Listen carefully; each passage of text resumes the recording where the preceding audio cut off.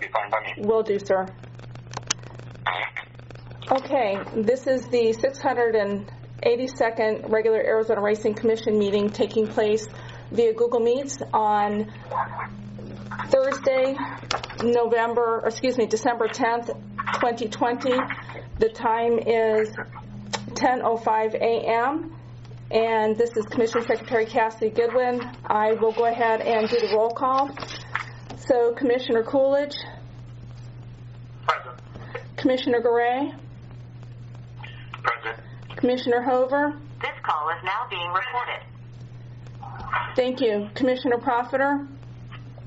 Present. Thank you. We have a quorum. All right, thank you. Before I call the meeting to order, I just want to remind everyone, if you are not speaking, please, if you're not part of the commission and or staff and not speaking, please keep your phone or your microphone muted. And also, if we go long today, the plan would be to take a break at least once every hour. Now, with that said, I will call to order the 682nd regular meeting of the Arizona Racing Commission. Okay, we are now in order. The first item would be B, executive sessions, Monarch Content Management, LLC versus Arizona Department of Gaming. These, I believe, were for if we needed to go into executive session with our counsel. Is there any update that we need to be given or? Not at this time. This is if the commission members have any questions that they want to direct us on. Okay. I will open it up to fellow commissioners if any of you have desire to go into executive session for this item. I make a motion we go into executive session. I have a couple questions for council. Okay. I will second that. Holly, you got the second. I will second the motion. Madam Secretary, we have a motion and a second. Can you please call roll on that? So just for clarification on my end, Commissioner Profiter made the motion and Commissioner Hover seconded? Yes. That is correct. Thank you. And Cassie, sorry to interrupt. This is Holly Hover. I do need, if you could please resend me the link so that I can access the executive session. I will do my best to do that, ma'am. Okay, the roll is Commissioner Coolidge? Yes. Commissioner Garay? Yes. Commissioner Hover? Yes. Commissioner Profiter? Yes. Thank you. The time is 10:08 a.m. and we are going to recess the first open session to go into executive session. Thank you. We'll start our recording. The following is the second open session of the 682nd regular Arizona Racing Commission meeting being held on December 10th, 2020 via Google Meets. And this is Commission Secretary Cassie Goodwin. The time is 10:35 a.m. and we are reconvening into this meeting. I'll do the roll call. Commissioner Coolidge? Present. Commissioner Garay? Present. Commissioner Hover? Present. Commissioner Profiter? Present. Thank you. We have a quorum, sir. The floor is yours. All right, thank you. The next item on the agenda is B2, Monarch Content Management, LLC versus Arizona Department of Gaming. This would be for going into an executive session. I will open up the floor to see if any of fellow commissioners feel the need to ask our counsel any questions regarding this issue in executive session. I think the same statement is there new information from Kelly? On the state matter, Commissioner, there is no for new updates. Thank you. All right. Any other questions, comments?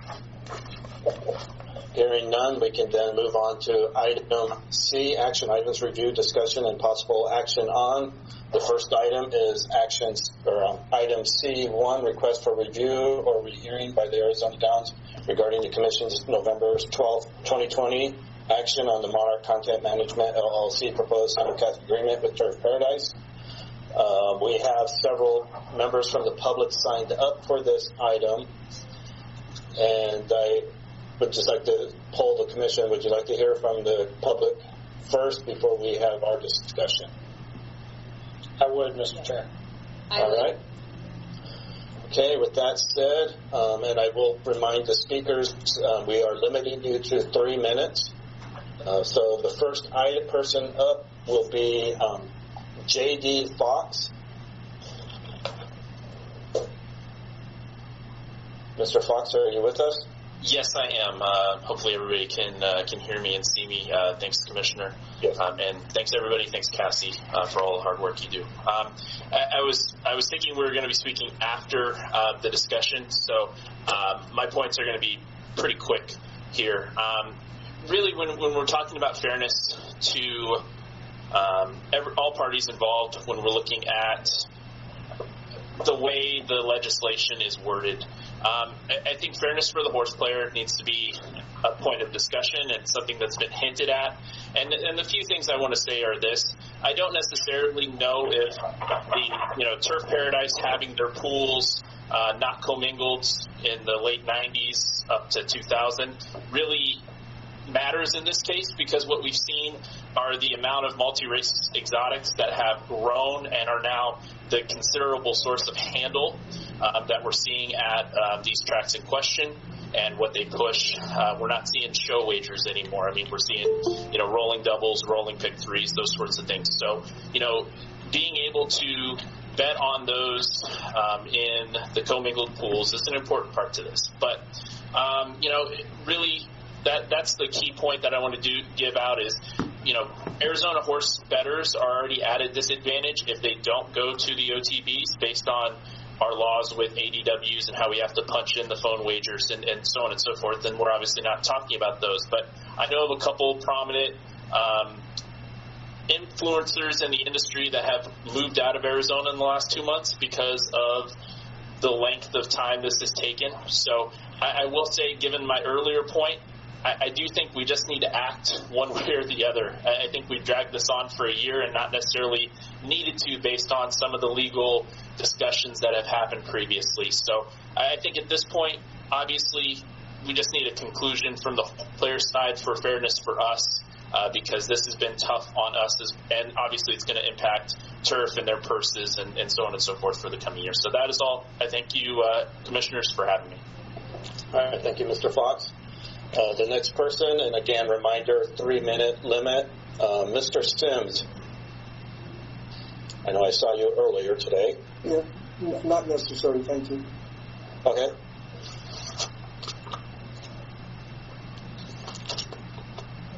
Next person will be Mr. Paul Johnson.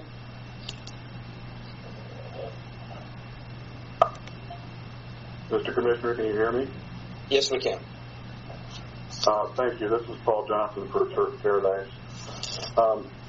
There's no need for the Commission to rehear or review this matter because Arizona Downs has not brought forth any new information regarding the decision made by the Commission at the November 12th Commission meeting to approve the Monarch Turf contract. All those arguments have been brought forth. The Commission has considered them, and there's no reason for a rehearing or review. The Commission took no action on the Monarch Arizona Downs contract on November 12th because it wasn't on, and there's no reason to rehear or review in that regard. And it's not on the agenda today. The only thing that's, in quotes, new that was brought forth is really not new at all because it didn't happen. In an undated letter that I think the Commission received on November 13th from Arizona Downs, there was an allegation that Turf had been going around saying things about the approval of the contract. And I want to tell you that Turf did not tell the Arizona Downs OTB network that Turf is going to get the Monarch signal and Arizona Downs is not, or words to that effect. That was simply not true. The Commission made the correct decision on November 12th in accordance with ARS 5-112 uniform U, as confirmed by the Ninth Circuit decision. The Commission correctly followed the law in making its decision and approving the Monarch Turf contract, and that decision should stand. The Arizona Downs motion to rehear or review should be denied. Thank you, Mr. Commissioner and fellow commissioners. All right, thank you. And next one, Corey, are you there? I am, Mr. Chairman. Thank you. There you are. Floor's all yours. Thank you for the opportunity to speak. I'd like to just clarify a bit of the reasons we're asking for reconsideration. It remains somewhat unclear to us whether the Commission's vote last time was intended to be an approval of the offer extended to Arizona Downs or inaction, silence essentially on that. And it remains our position that the Commission should vote on the offer that was made to Arizona Downs. It is not true that the statute keeps the Commission from voting only on contracts that have been executed. The statute doesn't say that in so many words. What it says is contracts that are executed are ultimately subject to approval by the Commission. It does not say the Commission can only consider executed contracts. It's saying that you have to sign the agreement in order to get a position from the Commission is sort of like a doctor telling the patient, well, you'll know if this medicine works if you just drink the poison first. But really, it's not a sensible approach, and the statutory text doesn't require you to take that position at all. So what we need is a vote from this Commission on the offer that has been made to Arizona Downs.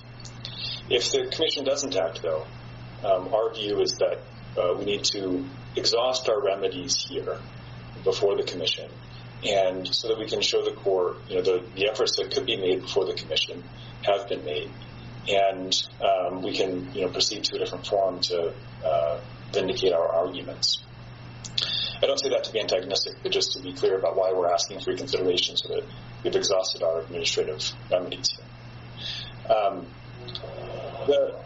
There is, though, the possibility that this issue could be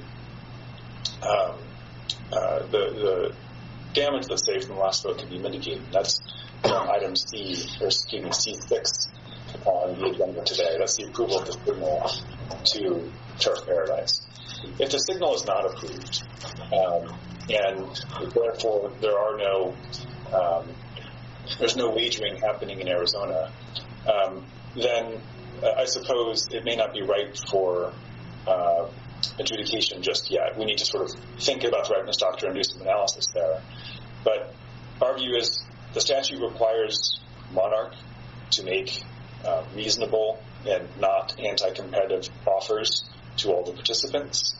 And as long as that process is still playing out, they may make an offer to us if directed by you to do that.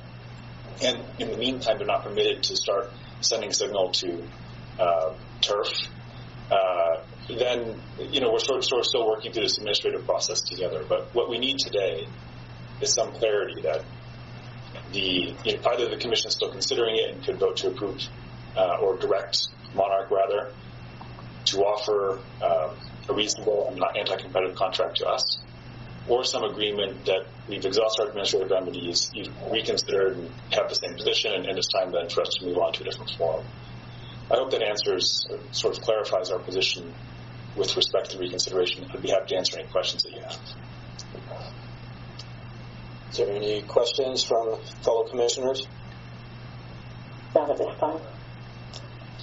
All right. Corey, one question for you is, has Arizona Downs submitted anything as in relationship to a contract to the department at all? Even if not something you're willing to sign, any type of contract? You mean like a counteroffer, for example? Yes, sir. So we have not, and my view of the statute is they need to make an offer that is reasonable, non-compliant. Certainly we can counteroffer, but statutorily they're required to make an offer that's compliant. So, sorry, I didn't mean to interrupt you. No, that's fine. To date, Monarch has not extended any offer whatsoever to Arizona Downs. The only offer is the one that doesn't have commingled betting pools, the one that was before you at the last session. And has Arizona Downs responded to that offer? Yeah, we've said we won't sign it. It's the poison the doctor wants us to drink to see if the medicine works. We can't sign it. I'm not saying this hyperbolically. I'm not saying it's your argument. What I'm about to say is just a fact. It is so bad it would be ruinous from this perspective. They can't sign it if they wanted to. And they haven't requested a similar contract. They haven't had any conversations with Monarch since then. Is that true? Well, certainly these proceedings have made it very clear to Monarch and the commission in public view we're willing to sign a contract that looks like what was offered to Turf. Right? We just want to be treated like the other participants here. But we've not sent them, for example, a markup of the contract and said this is what we're willing to sign. Understood. Yeah. Thank you. Any other questions? All right, thank you, Corey. Next one up would be Scott. Are you with us? Hi, I am Chairman Garay. Thank you. Can I ask before my time starts if I need to request to present before I'm allowed to present? You could present. Okay, great. So let me try that then. Can you see my screen? I cannot. Okay. Okay, 1 second.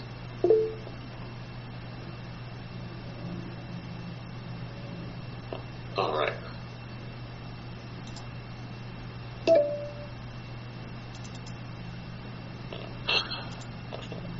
Well, it seems that it seems as though.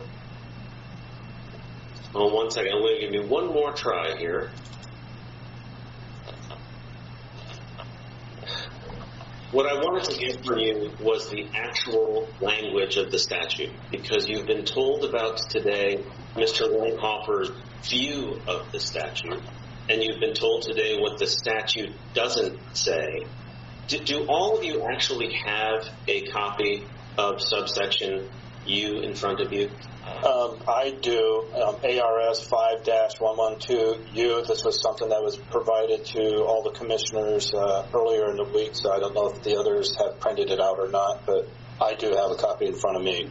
Great, because I want to address a question that Commissioner Profiter, you specifically asked at the last commission meeting, not of me, but during a deliberation of one of the issues.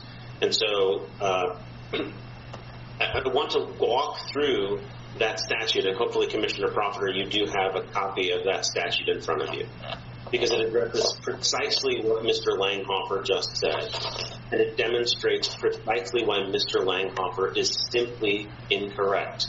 And I want to start by reading the second sentence. We can read the first sentence, just so I'm not accused of leaving anything out.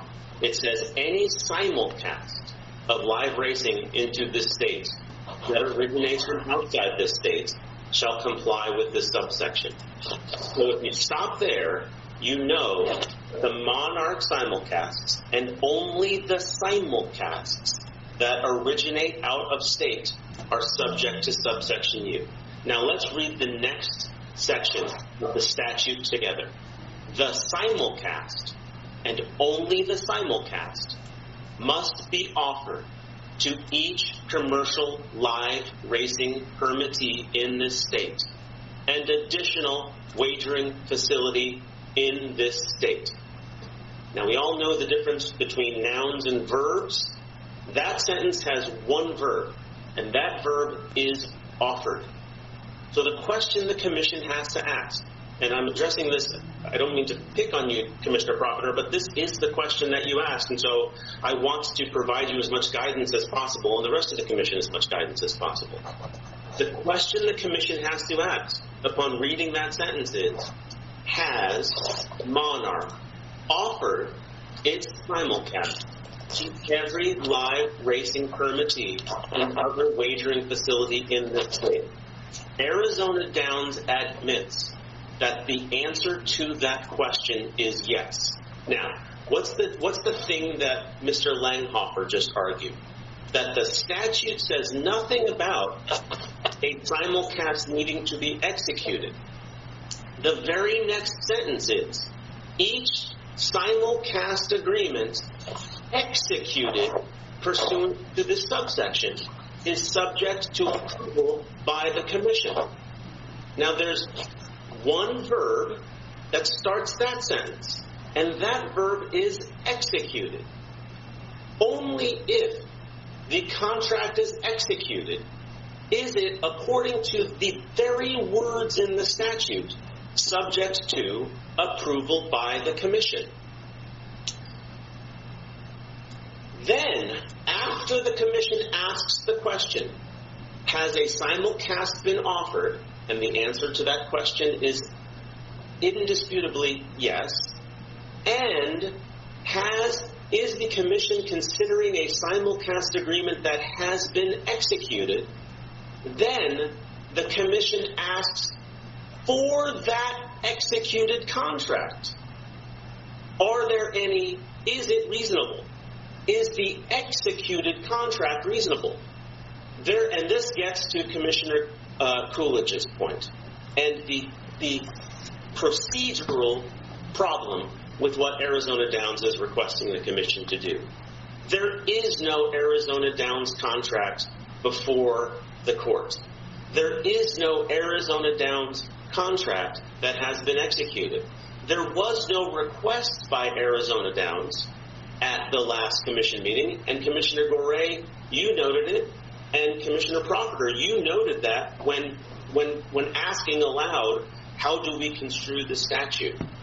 Arizona Downs has not submitted a contract for review to the commission, and Mr. Langhofer is simply wrong and incorrect when he asserts that there is anything before the commission vis-a-vis Arizona Downs contracts to consider.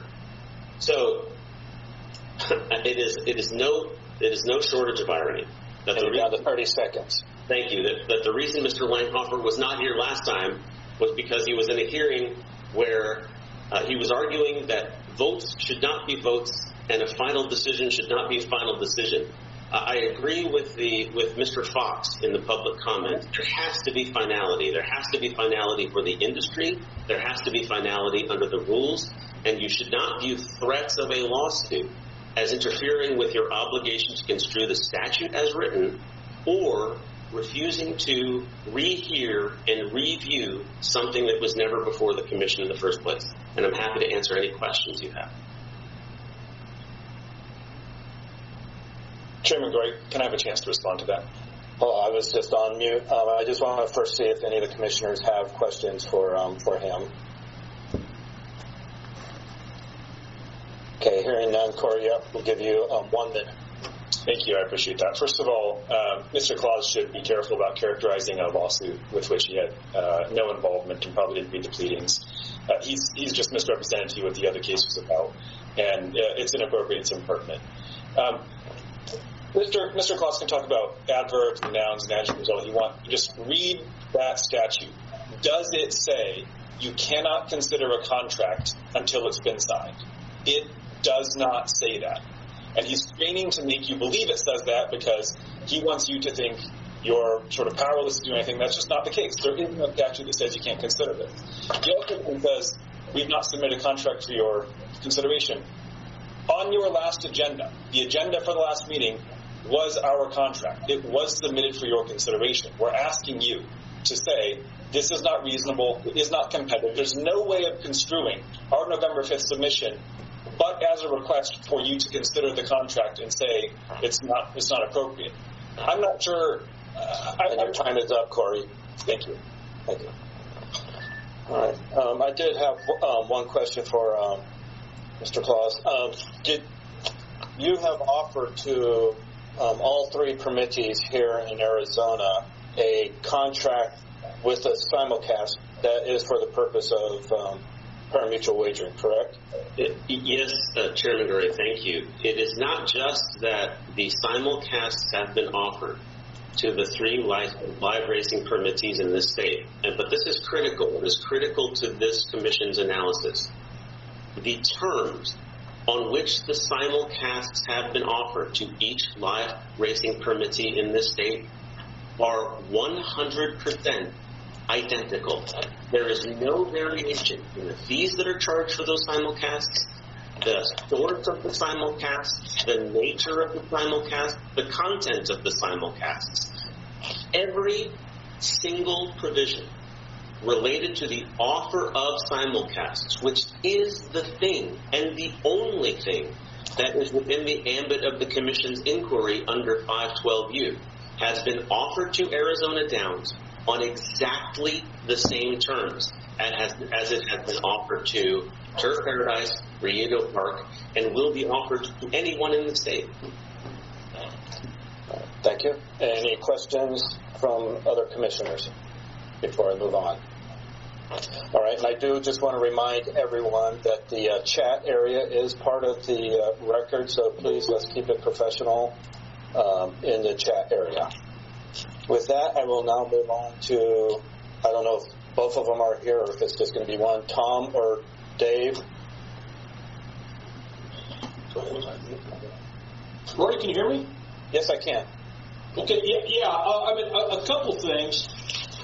I think it's important to realize that the signal that we're getting under this proposed contract is pretty much meaningless. It's just a picture. The odds don't make the odds are irrelevant. Who's betting on what are irrelevant. And we have to go to great expense, $100,000 a year, to provide our own odds and everything. So that simulcast signal is not the same. It may be the same signal, but it doesn't do anything for us other than a picture of a horse race. Everything else that's required to make a bet, we have to provide. The other thing is, and this may seem like a small point, but Judge Tucci said it's Monarch must provide a signal, including offering simulcast to all live racing OTB permittees under a reasonable agreement. This agreement that they've offered, and you can parse out simulcast versus pools, we all know that that's just kicking up dust trying to confound the issue. Judge, in the Ninth Circuit Court, they say 3 times they must offer, and they cannot offer anything that has any anti-competitive or deceptive practice. Well, I mean, this is rife with anti-competitiveness. It's also deceptive. This concept, we're getting the same signal. So, we could go on and on, but I don't think there's anybody on this call that doesn't understand the intent of that statute and that this proposed situation is simply Turf Paradise and Monarch trying to contract around the regulation, which furthermore is specifically stated, which shows Judge Tucci somewhat clairvoyant, where he says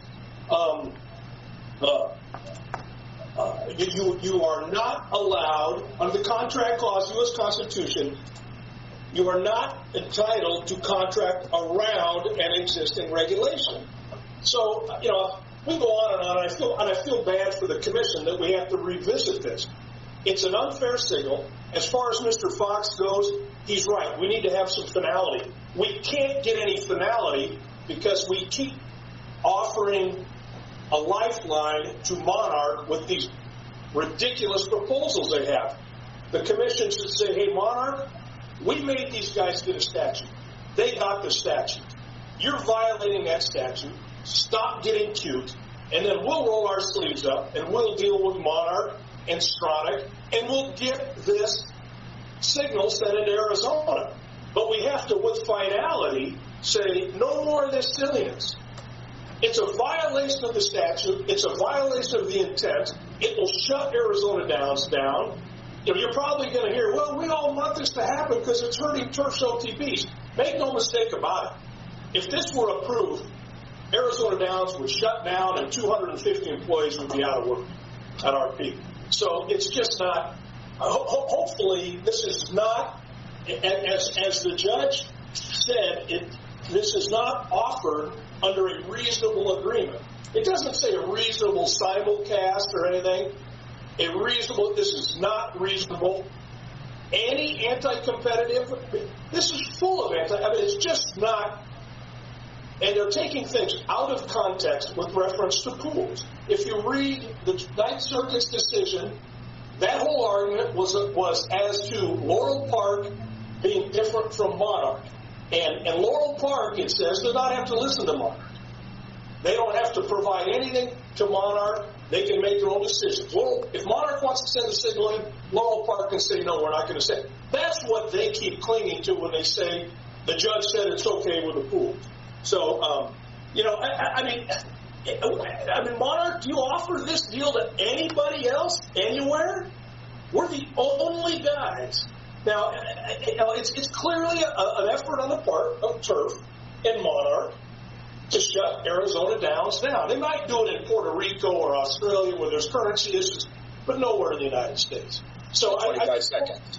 I just hope we can put an end to this. And also, if there's any concern that the horsemen don't favor our position, that the horsemen want you to decline that signal, listen to Bob Hutton's interview on November 17th with Steve Beck. He said it would be disastrous, it's the wrong road, it's grossly unfair, it's spiteful. I'm sorry, your time is up. Okay, great. Thank you. Is your brother going to speak? Hey, you want to talk? No, we don't. No, we're done. Mr. Murray, this is Scott Claus. Mr. Author just purported to quote to you from the Ninth Circuit opinion. Can I read to you just the actual quote from the Ninth Circuit? Will this take more than a minute? It will take less than 20 seconds. Okay, I'll allow that then. Thank you. This is the actual quote from the Ninth Circuit's opinion in this case. Quote, Arizona statute simply requires Monarch to offer any simulcast of live racing to each live racing permittee and OTB in the state if it offers that simulcast to anyone in Arizona. Then the court said, and this is the important part, that ARS 512U, quote, says nothing about providing access to the parimutuel betting pools, end quote. That's what the Ninth Circuit actually said at 971 F3rd 1021, page 1021. 10 seconds. At page 1027. Thank you. Mr. Chairman, Corey, I'll give you 1 minute as well. Thanks. I don't think I'll need a full minute. Mr. Claus is misleading you again. He's saying that the Ninth Circuit ruled in their favor on the issue before you now, and that's simply not true. It wasn't presented, it wasn't briefed, it wasn't decided. They couldn't have decided it and been binding if they'd wanted to, because it was never properly presented. The issue there was whether Laurel Park still had the ability to deny consent for where the Arizona statute took away Laurel Park's right to not consent. It didn't. That was the issue they decided. They didn't address this issue of commingled betting pools, and we've addressed this on page 2 of our November 27th submission.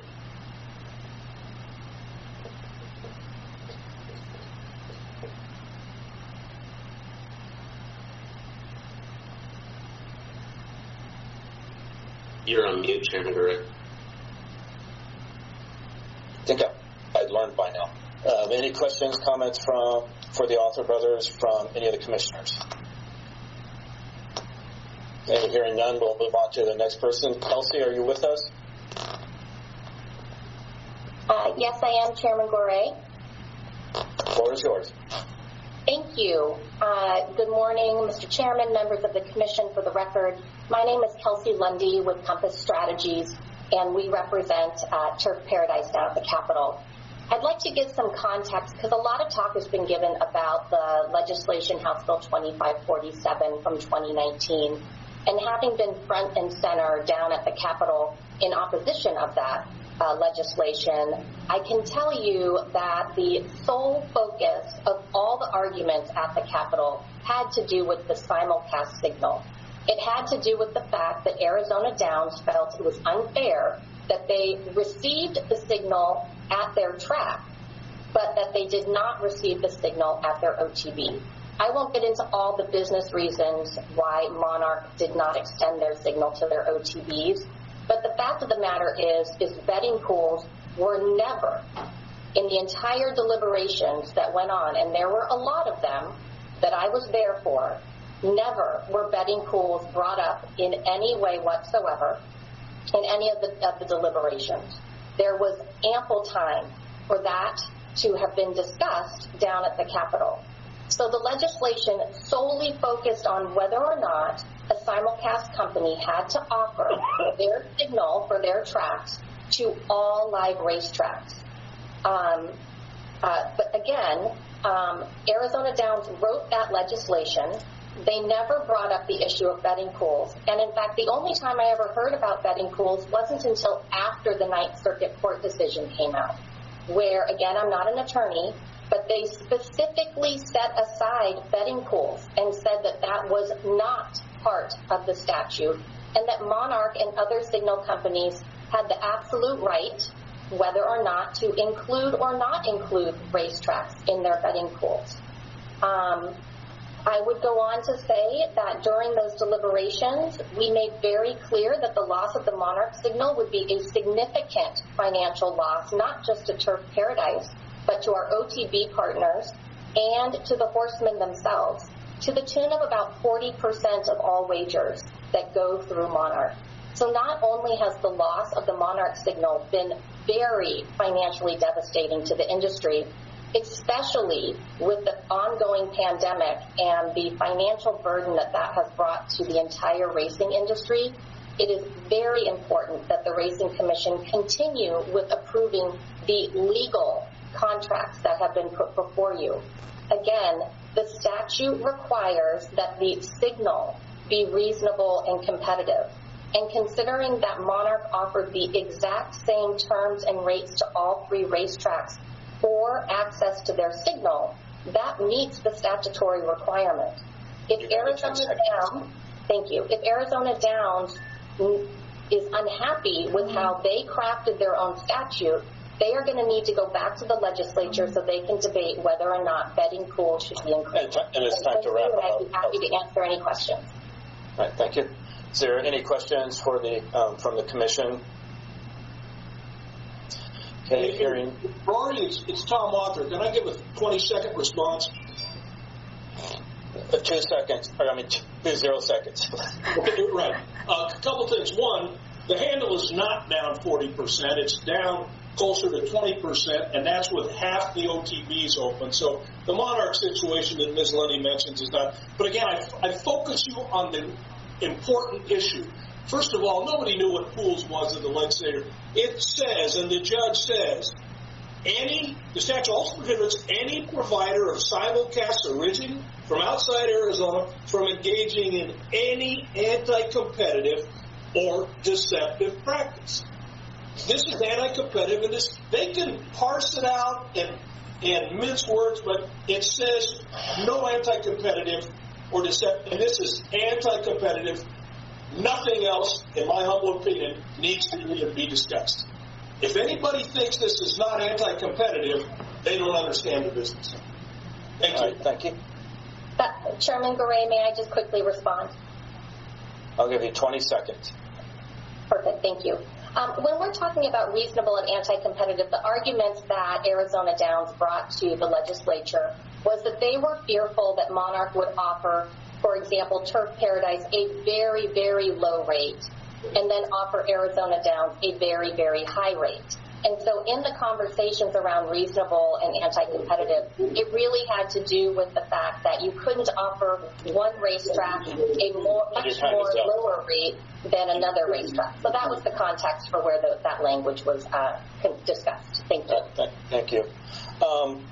I do have one question regarding what was going on when that bill was being worked on. I think I heard that the legislative members didn't even know about the pools or what that pool was. So I guess my question would be, wouldn't it have been prudent for those pushing the bill to make sure that that was clear to the legislature and maybe include that language in the bill so we're not where we are today?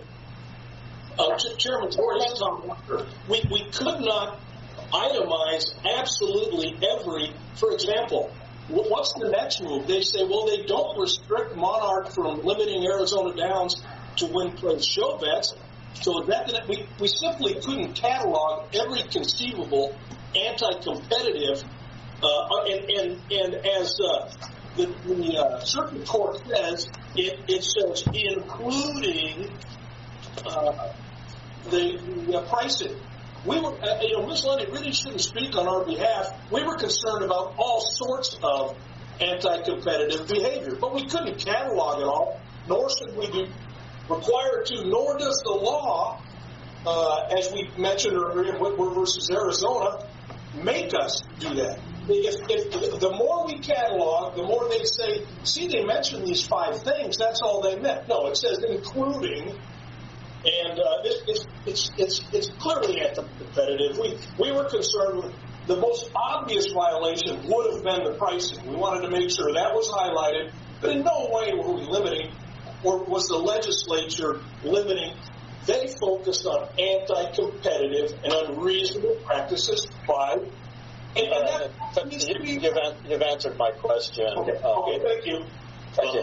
Commissioner Correa, there's an actual answer to your question, if you'd like it. Who was speaking? Scott Claus again. Oh, okay. I'm sorry.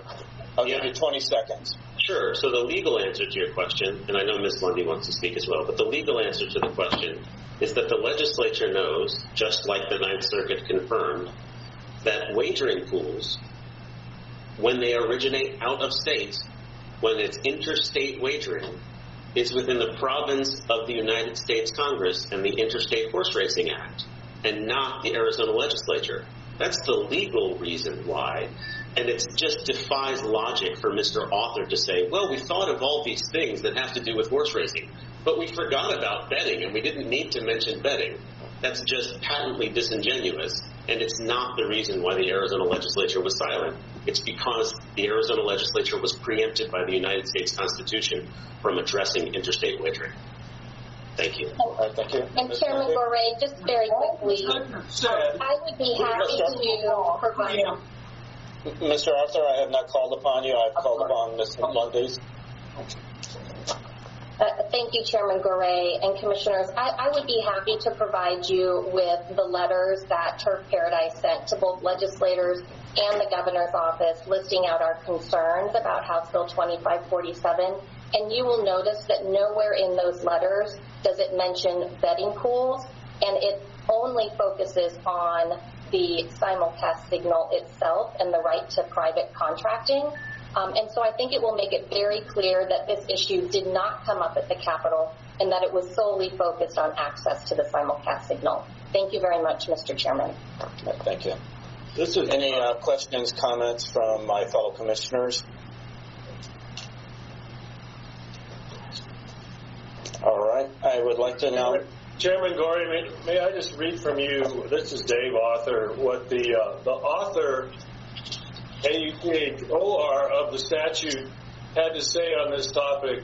He was the fellow who wrote it as opposed to the lobbyist who opposed it. And he said... 20 seconds, please. ARS 5112U directs the Arizona Racing Commission to approve a simulcast contract only if it is reasonable and is not anti-competitive or deceptive. The statute includes 3 examples of anti-competitive and deceptive practices. We chose the word includes in the statute because we knew that we could not list every possible anti-competitive and deceptive activity. The 3 examples in the statute are not intended to cover all the possible contract terms that a simulcast provider could insert to render the contract unreasonable, anti-competitive, or deceptive. And your 20 seconds is up. And could always come up with a new and different scheme to stifle competition. Mr. Arthur, your 20 seconds is up, and that letter you were reading from, we all did receive that prior to the last meeting, and hopefully everyone did have a chance to read that. I know I did. Thank you. All right. Mr. Chairman? Who's speaking? Mr. Chairman, this is Representative David Cook, and I've been listening to all of this, and the legislature... I was just getting ready to call on you, sir. You have the floor. I just want to say, the reference to the legislature and the bills and what was debated, I just want to make myself available to you, Mr. Chairman, and the commissioners that are on there. I've heard a lot of people speak about what the legislature's intent was, about what the debate was, and about what the bill's intent was. And so I can answer any and all of those questions if you would like. That would be great. I would love to hear from somebody that was actually working on the votes and all that down there as to what your perspective of regarding this was. Mr. Chairman, I will quote what the majority leader of the House of the Representatives told me personally. When it comes to horse racing in this state, there are two people that he listens to, me and Senator Steve Pearce, and I have great respect for Mr. Pearce. But on this particular bill, I just want to say this. Betting pools were never part of the discussions or the debate of being allowed in. Because as a legislator, we would stop and say, okay, what protections would be put in place? Would there need to be bonding? There would be some types of protections for these people of what their financial risks are. So in the free market system, what was debated was, is it fair that a signal be sent into the state of Arizona and be allowed to be given to one track over the other? But the intent of the legislature, in my position, and others are, we want to see horse racing, all tracks, everyone treated fairly in the state, and we want to see horse racing be successful for the horsemen, for the track owners, for all the people that are employed that do business with those tracks and supply the horsemen with what they need as well. But as far as the arguments that I've heard of whether or not it is to allow a track in a betting pool never came up at all in any committee hearing, in any stakeholders meeting, or any debate on the floor between the members. It was specifically about the signal, and it should be allowed. And what the commission has already heard, and I believe, is that the signal has been offered at the same price, which I believe is the spec. Now, the way it was framed at the legislature during the debate is, if I want to open up a McDonald's store on the corner of Broadway and Main, but McDonald's tells me no because there's one within 1 or 2 miles, they own that franchise and they have the right to whether or not to allow me to have a McDonald's. Well, the signal is a different thing, and that we believe that the distance between the tracks and their OTVs and all that stuff, which is governed, that yes, you should have to allow them to get the signal at a reasonable, competitive, unfair price. So you can't charge Arizona Downs $100,000 a year for the signal, but then turn around and give it to Turf for $10,000 or $25,000. That needs to be fair. And if they are supplying the signal to the OTVs and to the tracks at the same rate, then they're doing exactly what the legislation was crafted to do. Because if you now want to open up financial things like the betting pool, then it would have to be considered what protections would be put in place for those people putting their money at risk. Does that make sense?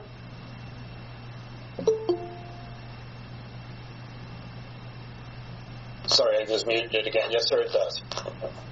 Yeah, so this and I have great respect for everybody on the phone, but you can't say, and I worked on a tax bill like this.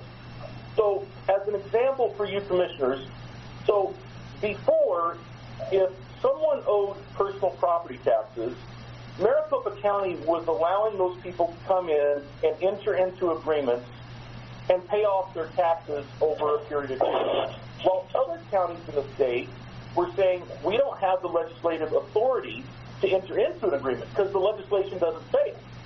So what we did was, as the legislature and the governor, we said, we're going to fix this to where you have the legal authority to go into any county, because counties were treating citizens different depending on those counties.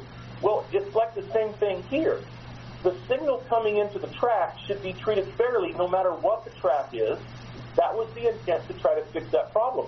And I'm offering to work at the legislature with Arizona Downs, with Monarch, and I've offered it before, with all those people, and we can solve these problems. We can.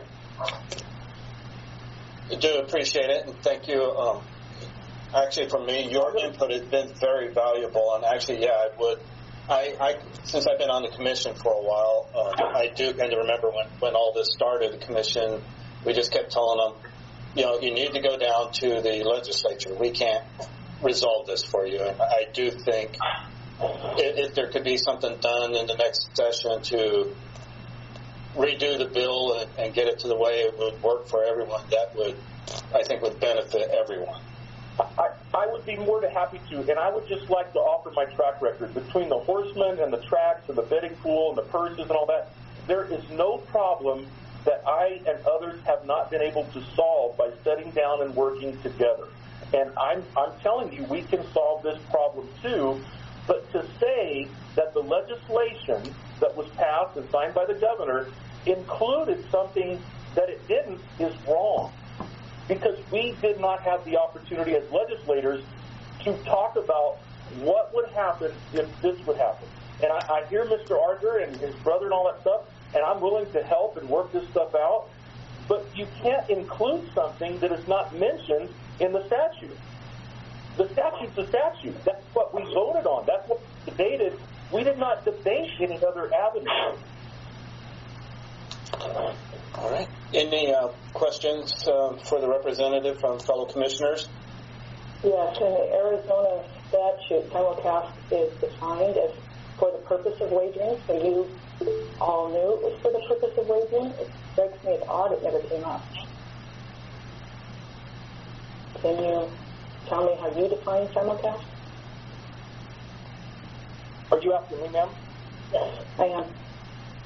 Yeah, well, what I believe is that you are offering a signal from other racetracks, right, to be allowed to watch those races and to say, okay, so if I'm sitting in the establishment, if I'm sitting in the racetrack up in Prescott, and I want to see that race and bet on that race, then I can walk up to their window and place a bet because I get to watch that race. But as far as allowing someone to say, okay, well, it includes a betting pool, which was never discussed, which I'm happy to discuss it, happy to work on it, but that was never discussed. So you're defining simulcast as broadcast only? That's the way I understand it. But that is not the way it's defined in the statute. That's why I was wondering. Not your statute, but the definition in the Arizona statute. Well, I think, Representative Cook, what I heard you say is the signal is offered to a permittee, and people at that facility, whether it be at the physical track or one of their OTBs, they can place a wager. Yeah, whether their own wager. Yes. So what I'm saying is that what we debated and want to be treated fairly is that if Monarch only wanted to give the signal to, and I don't know why we keep coming to Turf Paradise, we're only going to do a contract with Turf Paradise, and it goes back to the McDonald's thing.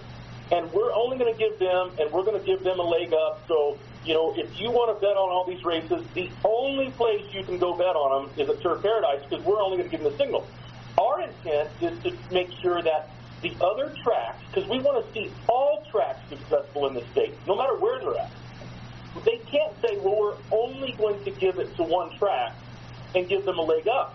We wanted to make sure, and I'm going to speak for myself, I want to make sure that the one up in Prescott or the one in Pima County, they have the same opportunity to receive that signal for the people that live in those areas to expand racing.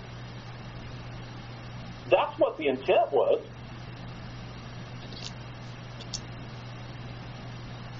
Any other questions from fellow commissioners for the Representative Cook? Representative Cook, this is Commissioner Coolidge.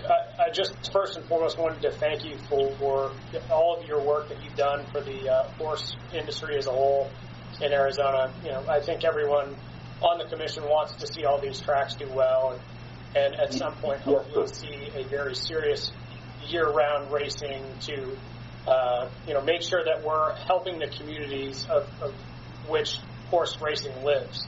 And, we want the horsemen to do well. We want the employees that work at the racetracks to do well. I think that's one goal that everyone on the commission has. So for that, I commend you.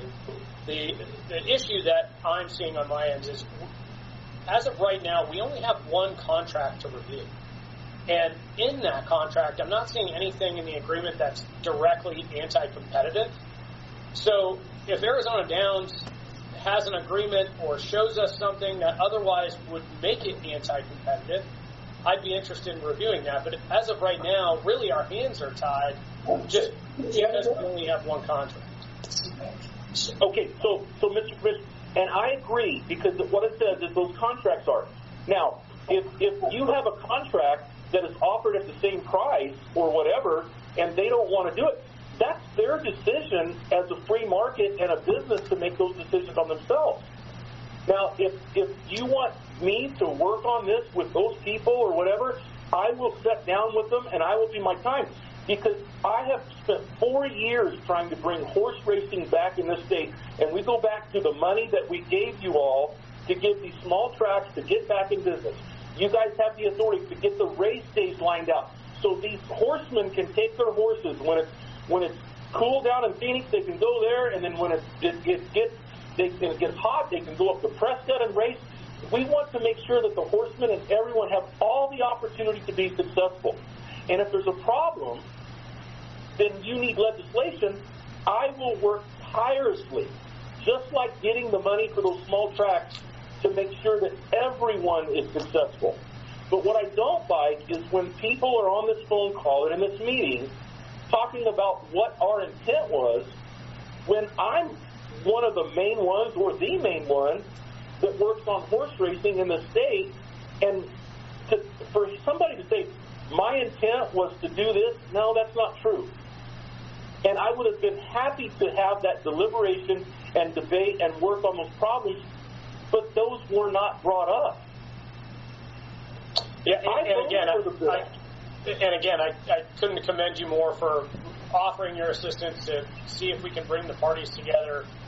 Myself and the chairman sat through countless meetings and stakeholder engagements to see if we can put this together. And now might be the time to bring everybody to the table one more time with your legislation and others to see if we can put this thing to bed, because I know the commission as a whole and the department would love to start hearing other more pressing tasks every month. So, and I am the first one to offer my time as well. So I'd be happy to sit with you, and maybe that's something that we put together to see if we can put a stakeholder meeting on the books again, see if we can bring everybody together and get this done.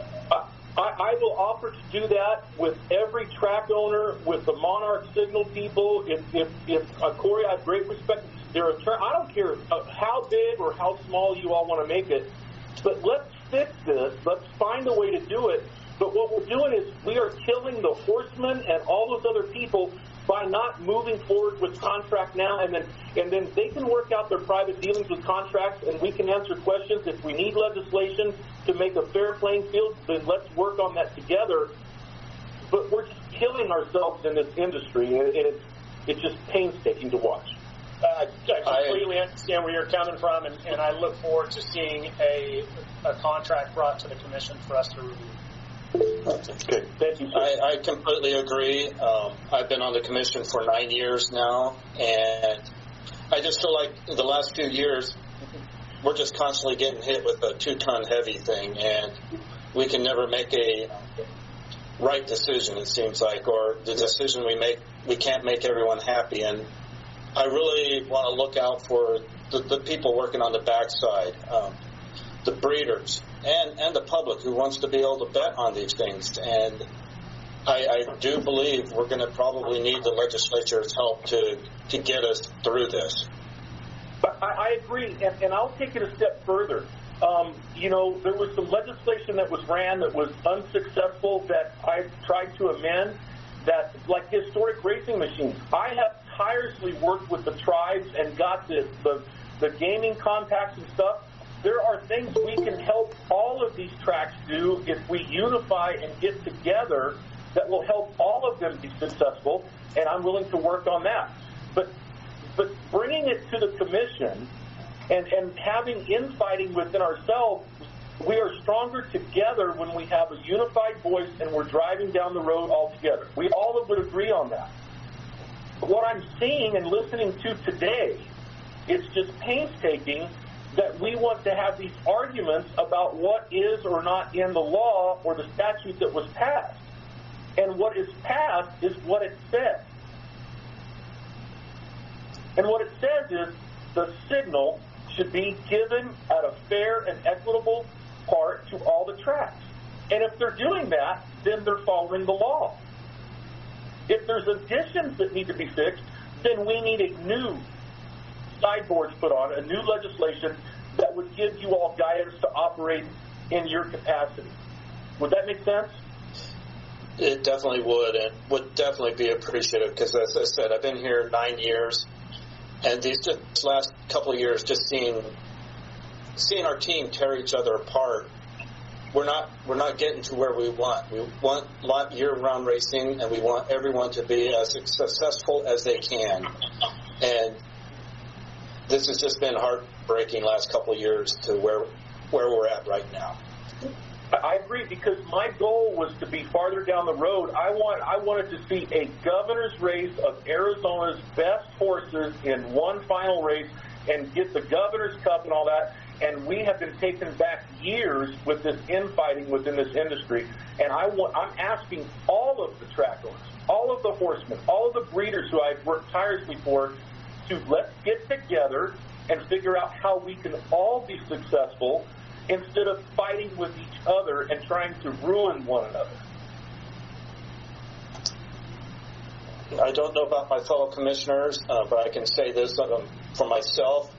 I will do whatever I can to work with all the parties and the members down in the legislature to get us to where we need to be. Thank you. Any other questions, comments for representatives from commissioners? Commissioner Representative, we have some raised hands in the audience. Okay. J.D. Roxanne from Scott Class. All right, we'll go with Scott. We'll go with you first. Thank you, Chairman Garay. Again, at the last commission meeting, it was hard to anticipate what questions would come up before you all started deliberating, and it would be inappropriate to interrupt your deliberation. So I just want to take 10 seconds to address the question that Commissioner Profiter asked of Representative Cook, because it's so critical that she is comfortable with the basis for her decision. She asked if a simulcast was defined as for the purpose of wagering. And so there's a question that you need to ask. The answer to your question is yes, and the question that you need to ask is first, two questions. First, has Monarch offered its simulcast signal to Arizona Down for the purpose of wagering? And again, Arizona Downs admits that the answer to that question is yes. Second question, what does the definition of simulcast not say? The definition of simulcast does not say that a simulcast contains live audio and visual signals for the purpose of wagering on interstate wagering pools. That's what's not in the statute, because that's not what's subsumed within the definition.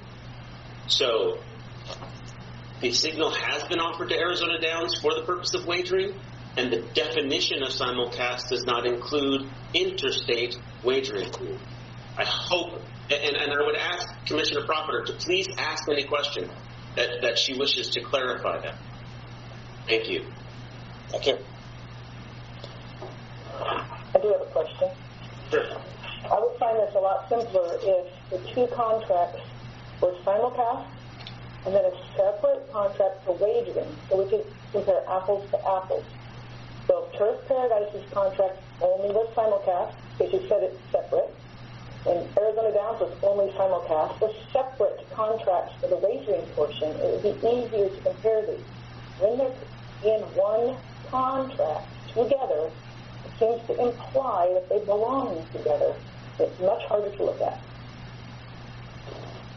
I didn't know if that invited a response. It seemed like more of a comment than a question. But I understand your comment, Commissioner Profiter. But it is asking for a world that does not yet exist, and it is ignoring what has been presented to the Commission for its consideration. An executed contract that by Monarch and Turf Paradise, and nothing by Arizona Downs. I don't disagree with you that the activities could be separate, because as the Ninth Circuit recognized, the activities are separate. But we are absent a rift in the time-space continuum, some time machine. We are where we are, and it is not too difficult an exercise to say, well, what terms apply to the simulcasts in this agreement compared to the terms for the simulcasts in this agreement? And you can do that. The Commission can do that. And when the Commission compares the terms for the simulcasts in the Turf Paradise Agreement and the Arizona Downs Agreement, and all it needs to do is compare the actual sections, it will see that the terms are identical for the provision of the simulcast signals, which Representative Cook told you was the only topic subsumed within the legislative deliberation and the only reason why the legislation was passed. I hope that answers your question, Commissioner Profiter. This is Jerry Sims. Can I make a comment, please? Hold on, Mr. Sims. I do have one more person before you, but I'll put you down on my list. Okay. J.D. Fox. Thank you, Commissioner Gurry. And I'm speaking here as the only member of the true public. Obviously, everybody else has ties one way or the other, and that's fine. I think if the legislation is strictly about simulcast signals, well, I'm John Q. Public here in my house with entities that are covered by the FCC, whether it be RTN, TVG, Fox, Comcast, who owns NBC. I can view these races. So if it's just about simulcast signals, the video and audio of these races, I can do that from home. And depending on the circumstance with their business licenses with Dish Network or DirecTV, these sports bars could do the exact same thing, even if they don't have OTB wagering at their facilities. So I think what we're talking about here is if we're strictly looking at video signals in relation to simulcast, it's kind of an outdated thing at this point, and it's almost, the legislation that was passed isn't helpful to us in this. And the one other point I'll make as a member of the public, and apologies that I don't understand why this point hasn't been made, but Ann McGovern was a big part of putting this all together on behalf of Arizona Downs, and she has been missing as part of this process. From the public side, the GM of Arizona Downs should have a big say in the arguments that are happening here, and her absence is also a question that I have. So those are my two thoughts. Commissioner Gray, thank you very much for the time. Thank you. I do have a question, since you are a member of the public. Do you think has it been negative for us, our public, that they haven't been able to bet on Santa Anita, Del Mar, some of the tracks that I think a lot of people in Arizona have been clamoring to bet on, but have not been able to for well over a year now? Yeah, I think the key that you can look back on is Preakness Day. We did not have wagering on the Preakness Stakes, the final race in the Triple Crown, because of this disagreement. So obviously, when I spoke earlier in the meeting, we need some finality here, but Also, as a horse player, we want to help our horsemen, and we know the more tracks that we can bet on, but also the more tracks that run in Arizona, the better it is for everybody. So I know people have quoted my finality as, okay, well, we need to push this through, and that's not what I meant. I just meant that we need direction from where we're going to go out of this meeting, and if it's to bring back the legislature into this process, I think that's a key point to it. I appreciate it, and I know brought up the Preakness, and I know I was on the commission at that time, and I remember how painful that was. And if Representative Cook is still here, that was very painful for us to do what we did, where we cut off the signal. And I know it was not only, it hurt those who wanted to bet on those races, but I'm sure it did some damage to our state income when our people were not able to bet on those races here in Arizona. So again, any help from the legislature to get our industry moving forward would be greatly appreciated. Yeah, I'm still here and I'm listening, and I'm available for you or anybody or however the commissioners see it, for any comment or answer any questions or anything like that. And I appreciate the gentleman that just commented from the public, because that's who we really, all of us serve, the public. Definitely. Thank you. Mr. Sims.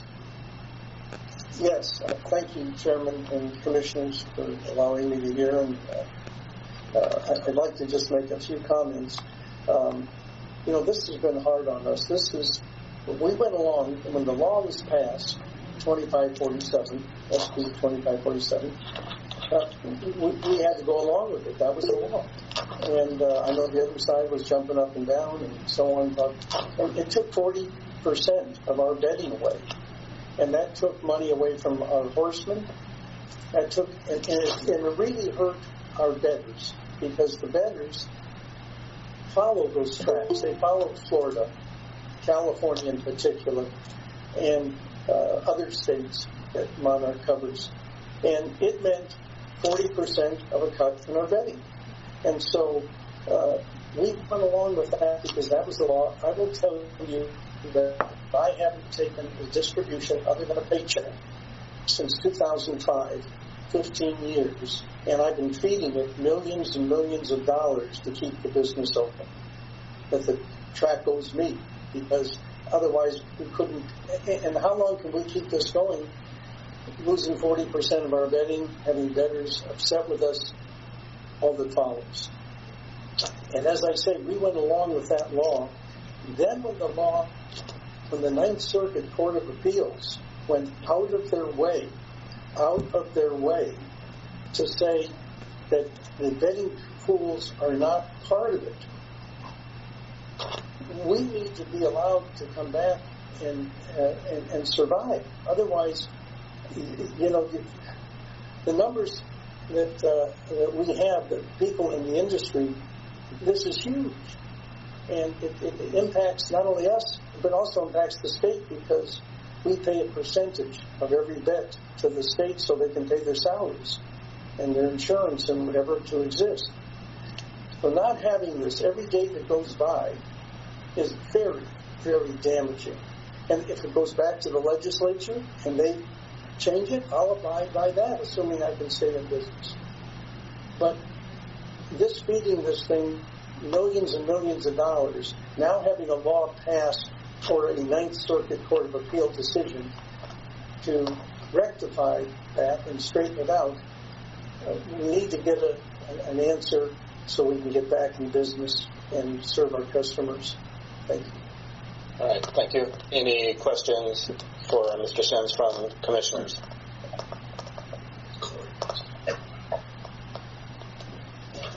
Chairman Gray,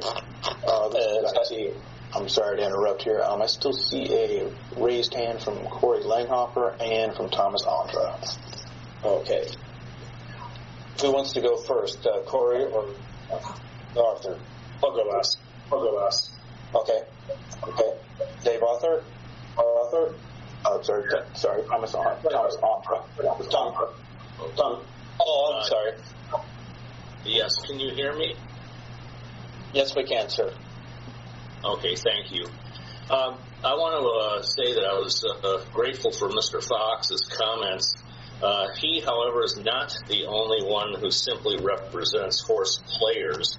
I, as I've said before, am a partner in a consortium that owns between 12 and 15 thoroughbreds racing across the country, and at all of the tracks that Monarch covers, I can't bet my own horses.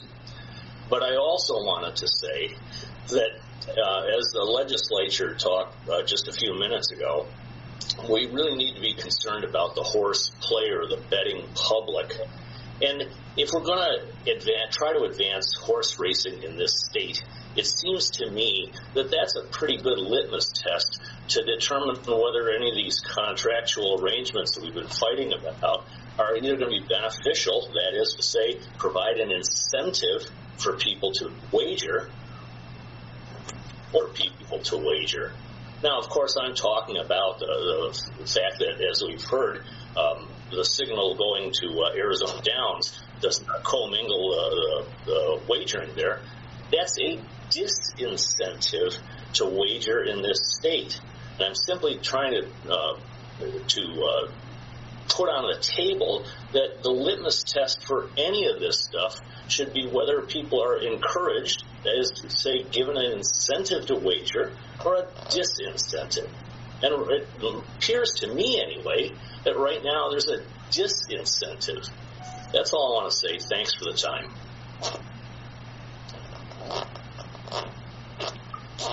We will now move on. Thank you. Any questions? Okay. Corey, we'll move on to you. Thank you, Mr. Chairman. The situation is pretty simple. The contract that's been offered would put our client out of business. That is anti-competitive. That's just the reality of it. Saying that the pricing terms are identical is the fact that the costs that would be incurred in order to make the signal work as a business matter are prohibitive. The offer is anti-competitive and put our client out of business. So let me sort of make clear what we're looking for here. We don't want to go to court and have the commission say that we somehow didn't exhaust our remedies here, that we didn't ask you for reconsideration, we didn't get a proper vote, that we need to go back from court, and come back before you again at the next meeting, for example, and do all this again. As Mr. Coolidge said, I think you do other things you can put your time on. And so what we would like is a vote on our contract, or failing that, some clear statement that you've reached this. We've talked it through now at 2 meetings consecutively at that length at both meetings, and your position is your position. Thank you. Any questions for Corey? Our last person, because I do know I have been requested to take a break soon. Scott, you there? Scott Claus? Yes. I think I was told you had raised your hand. Oh, I had raised my hand before, and you had recognized me. I have nothing to say unless you'll give me 5 seconds to respond to what Mr. Langhofer just said. I'll give you 30 seconds. Well, Mr. Langhofer just said he wanted the commission to reconsider the, quote, contract before it, end quote. Commissioner Coolidge has recognized, Chairman Garay has recognized, Commissioner Profiter has recognized, Commissioner Hover, if Commissioner Hover listens to the recording, Commissioner Hover will recognize that the entire commission at the last meeting recognized that Arizona Downs contract was, quote, not before it, end quote. There is nothing to reconsider. There is nothing to rehear. Thank you. All right. Thank you. May I be heard? This is Dave Arthur. 30 seconds, Dave. An attachment to our pleading was the offered contract from Monarch to Arizona Downs. So you have that before you, so you can compare it to the offered contract to Turf Paradise and see whether one is anti-competitive and maybe the other is not. So it's before you, so you can go ahead and do that. With respect to Representative Cook, who did not support our legislation when we were at the legislature, and I don't believe voted in favor of it, it's interesting to see what he has to say about it, and I appreciate his offer to help us in the future. and we'd be glad to accept that help so long as the status quo remains the way it is, that the Monarch signal is not permitted to come into Arizona. And honestly, you guys, what happened was Monarch got a statute passed that they didn't like, and now they're looking for a loophole to get around it. It's so time is up. Thank you. All right. I'm just asking the Secretary, do we have any other hands raised?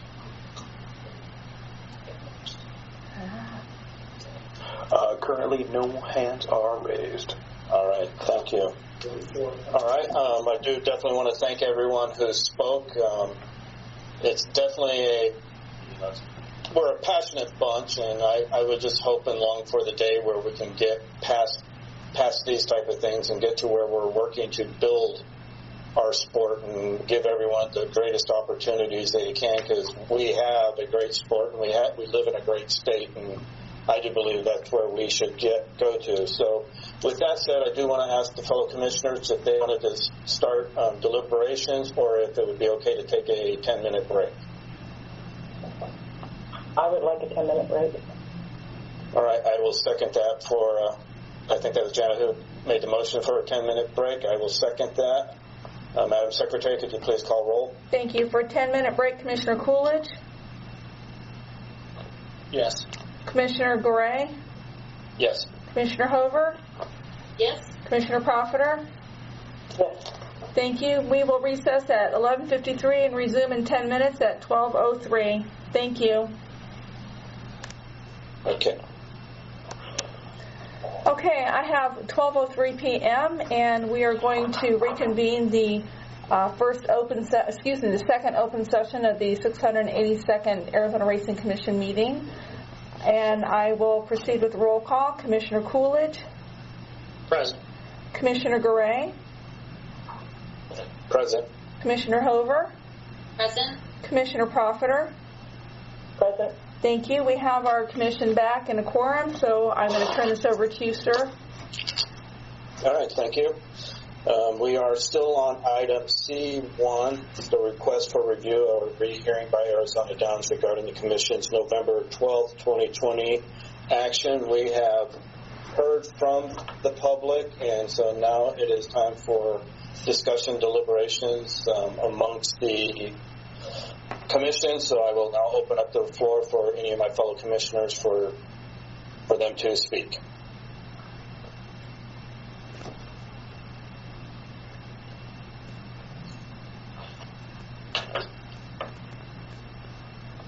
I'll jump in again, Mr. Chair. Just to reinforce what I said to Representative Cook was, without us having another contract to review, from my understanding on where we are with this, with the law and everything that's been presented to us, we're not overseeing offers, we're overseeing agreements and contracts. And, unfortunately, again, our hands are tied, in my opinion, that we don't have another contract to review.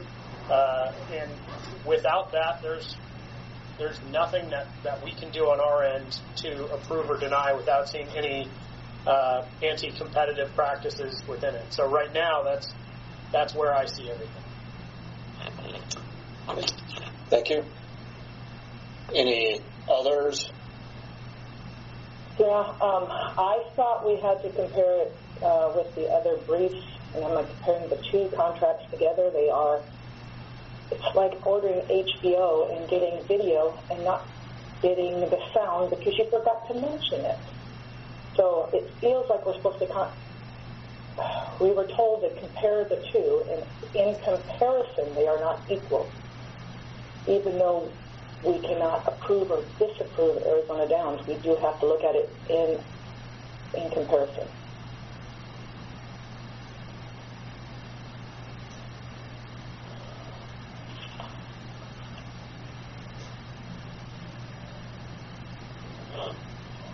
And one last thing,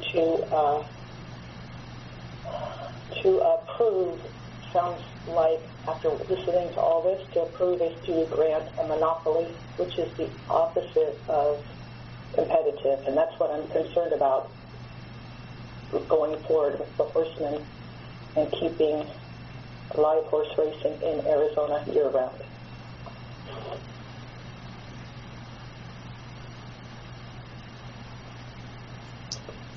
Any further comments, questions?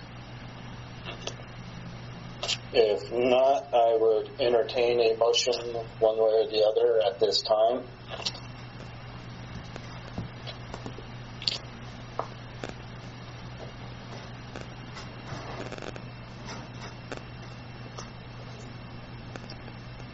Okay, hearing no motion, I guess I would need to ask. I'm uncertain what the motion would be. I was wondering if we need to go into executive session to ask them how to handle the motion.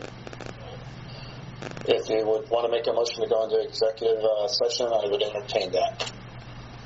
I make a motion to go into executive session.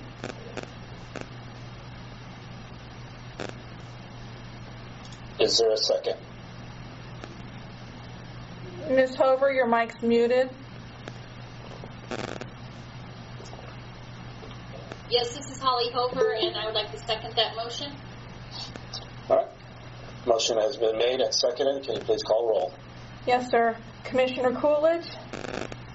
No. Commissioner Garay? No. Commissioner Hover? Yes. Commissioner Profiter? Yes. Well, we are tied, so unless we have somebody that changes their mind on this, we're at a stalemate.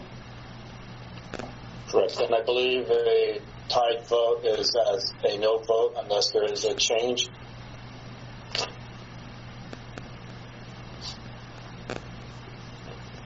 Okay, hearing no change. Again, if there is a motion to either hear the rehearing, or if not, we can move on to the next item on the agenda. I'm sorry, did you say you can make a motion to hear a rehearing? We would need to have a motion for rehearing, the request for the rehearing, which at some point in time, if it were to be approved, we would then have to set the which meeting we would have the hearing at.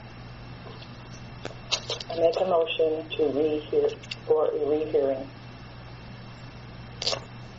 I second that. Oh, yes, I'm not muted. I second that motion. We have a motion and a second. Madam Secretary, can you please call roll? Commissioner Coolidge? No. Commissioner Garay? No. Commissioner Hover? Yes. Commissioner Profiter? Yes. And again, we have a tie. So either we need to continue with discussion to sway one person to either side, or it fails. Right.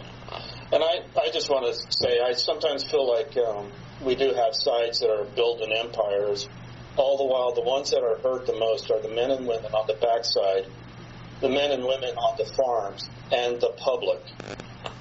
For those reasons, the men and women that are on the backside and those that are on the farms and our public, I stand by my vote that I cast at the last meeting.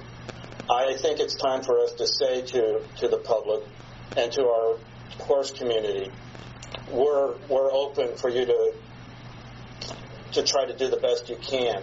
I know I've ticked off Turf Paradise many a times, but I've always done the best. Felt I was doing the best for the whole industry as a whole.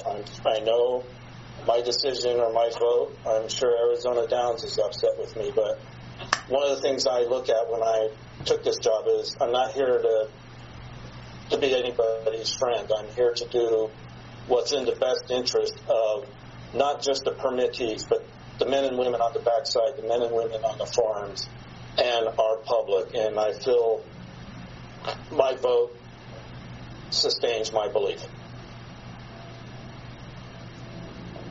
And I'll echo that with the chairman. I think, one thing. Mr. Chairman, may I speak? Yes, sir. This is Rudy.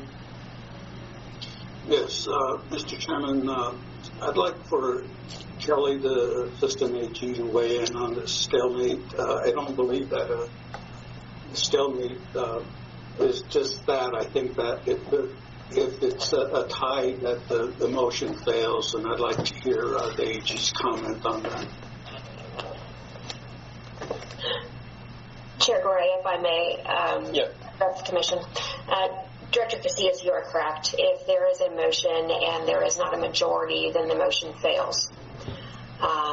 If the commission wishes to continue discussion on this matter, they certainly can, but if there's not going to be further motions on it, then the commission has made its decision by failing to pass the motion as proposed.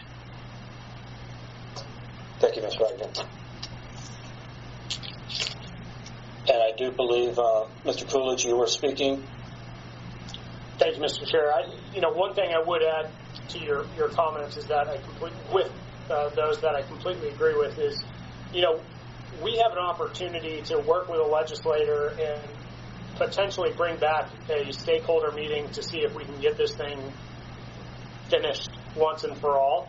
And maybe that is with Arizona Downs giving us some type of contract to review to establish any anti-competitive type wording.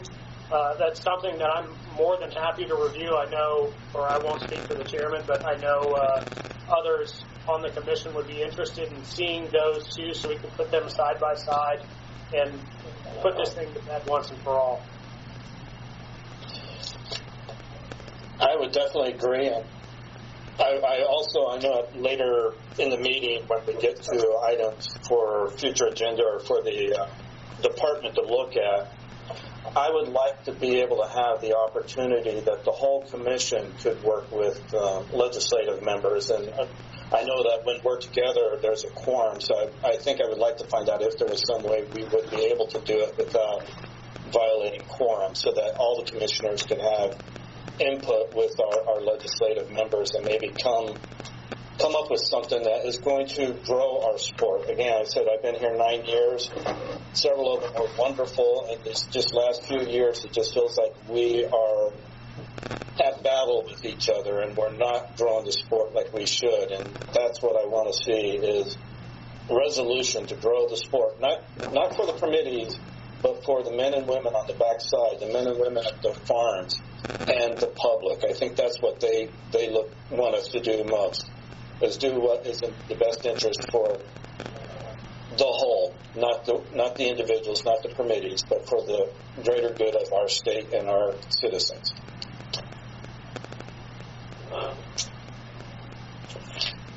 So with that said, since the motion was 2-2, meaning the motion has failed, I do not believe at this time another motion would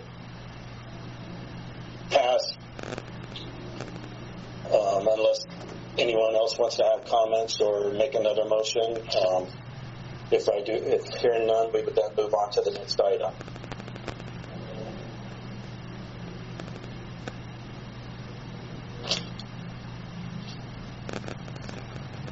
And I just want to confirm with Kelly, it would be then okay to move on to the next item?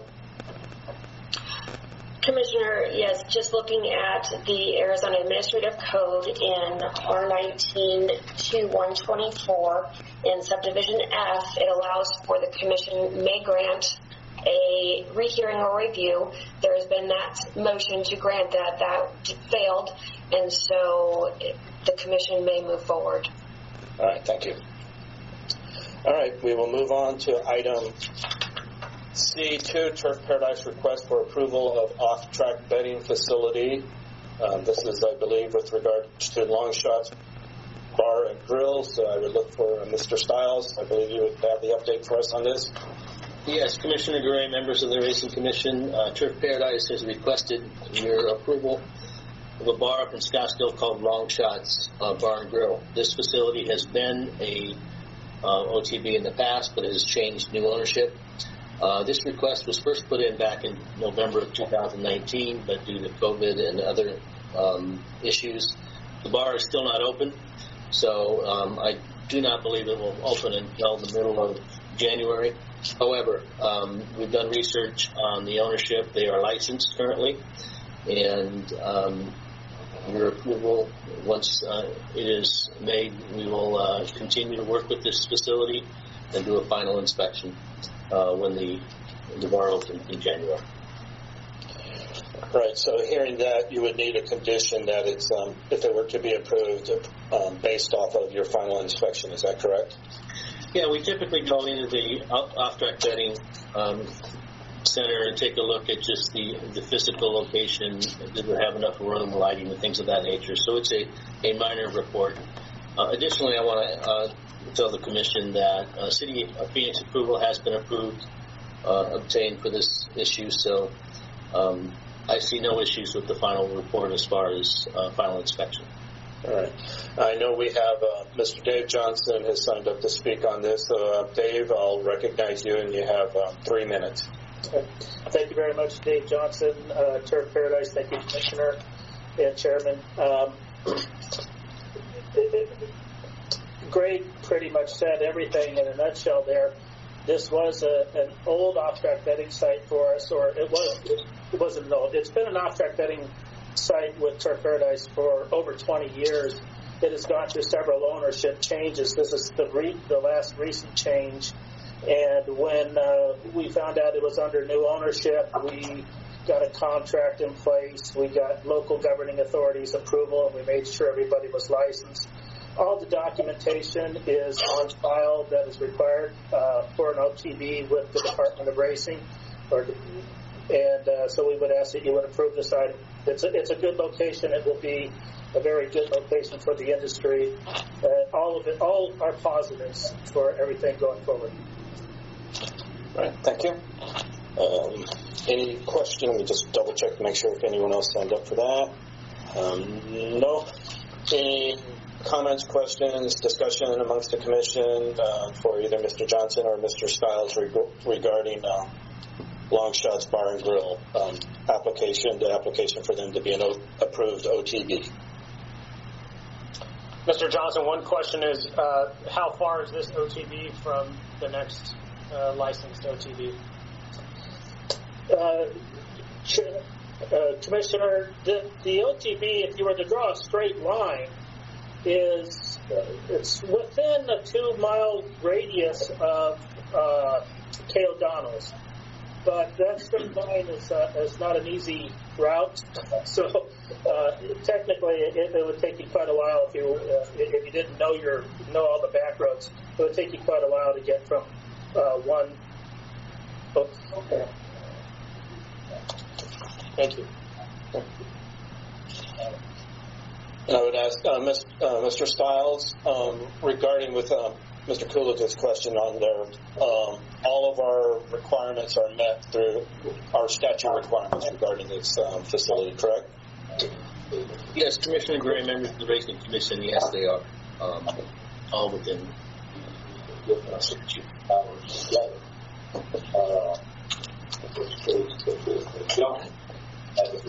And whoever has their microphone on, could you please mute yourself? I can hear the TV or you're on the phone in the background. All right, thank you. Any questions, further discussion from the Commission regarding Long Shots? Okay, hearing none, I would entertain a motion regarding Long Shots Bar and Grill as an OTB. Mr. Chair, I'll move that we approve Long Shots Bar and Grill OTB. We have a motion. Do we have a second for approval of this motion?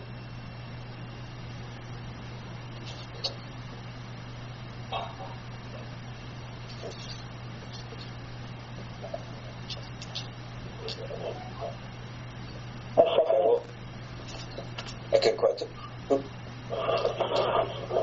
Who seconded it? I couldn't see.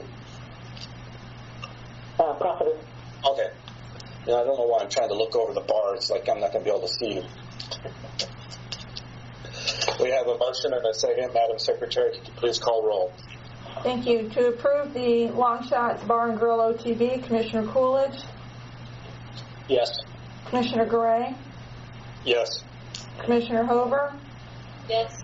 Commissioner Profiter? Yes. Motion carries. That OTB is approved, contingent on the information. Next item is C3, COVID-19 safety protocols for the 2021 live racing. I'm not sure who is going to be giving us the update on this. Commissioner Gray, members of the commission, I am. This is Greg Stiles. I want to be very clear on the characterization of this COVID-19 safety protocols. This is a document, and this is what happens when two state government entities work together to protect the public, and not only the participants of racing. The Arizona Department of Gaming, as well as the Department of Health Services, we have put a document together and have sought the help of the Department of Health Services for what I would call a blueprint of a COVID-19 protocol that we will expect the tracks to present us, and then we'll present you as far as their overall plan, a more detailed plan on their COVID-19 protocols. So what you have in place is the document that we put together along with the Department of Health Services, their comments that they have given us for some slight changes. So you would consider approving this document conditionally on us putting in the Department of Health Services tweaks on our document. We will then present it to all permittees, Turf Paradise, Arizona Downs, and Rito, and say this is your blueprint for providing the commission a more detailed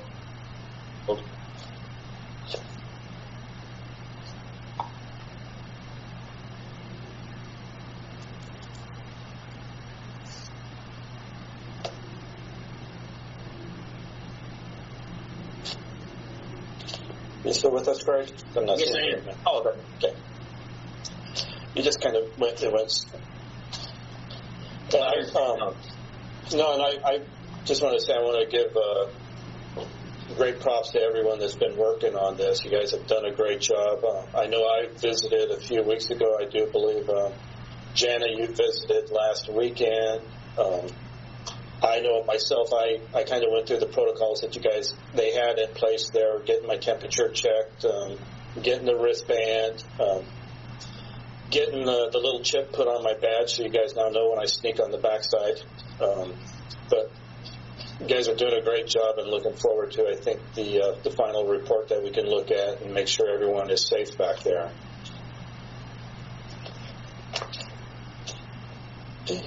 Any comments, other comments, discussion from the commissioners on this? Because I do not believe there is anything for us to vote on this, correct? I thought there was still an updated version coming. Commissioners, I believe that the department is needing a vote on this particular plan so that the permittees will be aware of what the requirements are. Okay.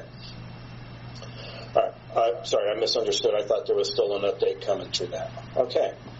With that said, if there's no further discussion, I would entertain a motion for the COVID-19 safety protocols for the 2021 live racing meet.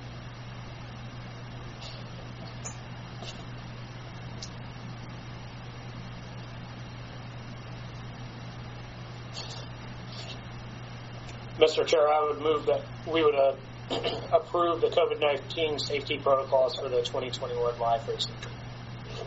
All right. We have a motion. Is there a second for the COVID-19 safety protocols for the 2021 live racing meet? I second that. Okay. We have a motion and a second. Madam Secretary, could you please call roll? Thank you. Commissioner Coolidge? Yes. Commissioner Gray? Yes. Commissioner Hover? Yes. Commissioner Profiter? Yes. Okay, that motion carries and the protocols are approved.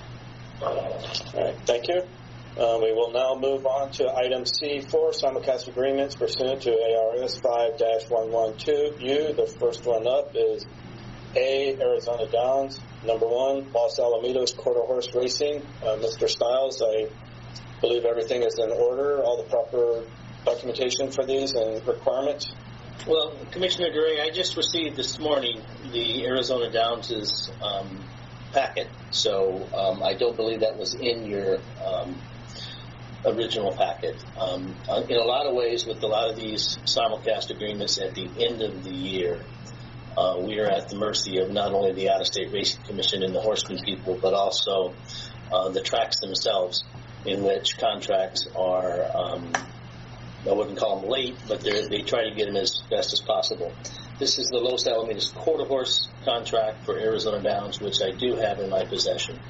So you may want to seek your counsel on whether you can move on this one. Okay. You advise, or do we need to go in for executive session to discuss?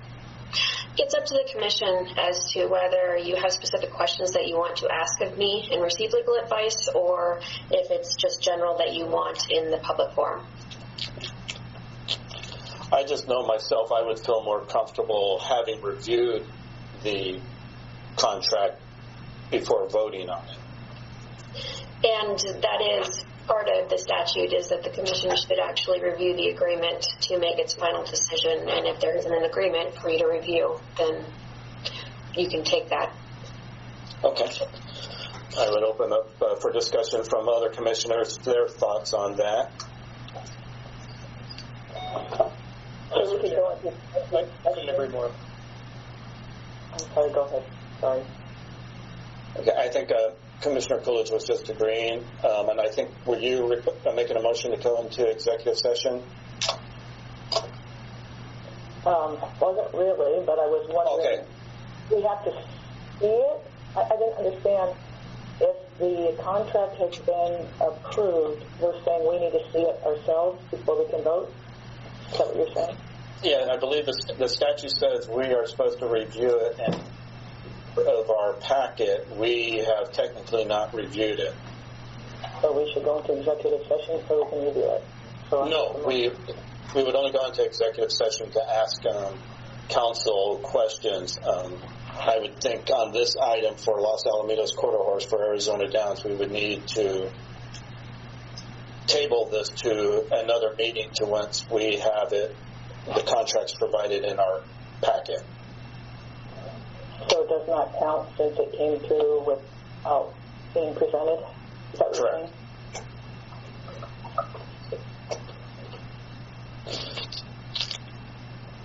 And Kelly, I do believe if we were to table it, we need to make a motion to table it, correct?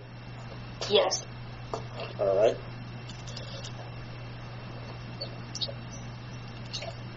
Okay, at this point in time, I would entertain motions regarding the Los Alamitos quarter horse simulcast agreement to either move forward or to table. Mr. Chair, I'll move to table the Los Alamitos quarter horse Arizona Downs simulcast agreement. Okay. Table it till next meeting.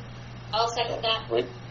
All right, we have a motion and a second. Madam Secretary, please call roll. Thank you. Commissioner Coolidge? Yes. Commissioner Gray? Yes. Commissioner Hover? Yes. Commissioner Profiter?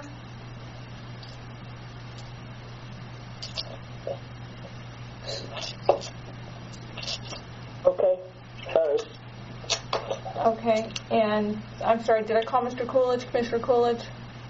Yes, you did. Okay, so I have this motion carries that it will be tabled until next commission meeting to allow time to review the contract.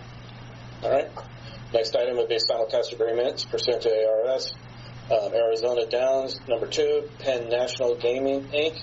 Mr. Stiles.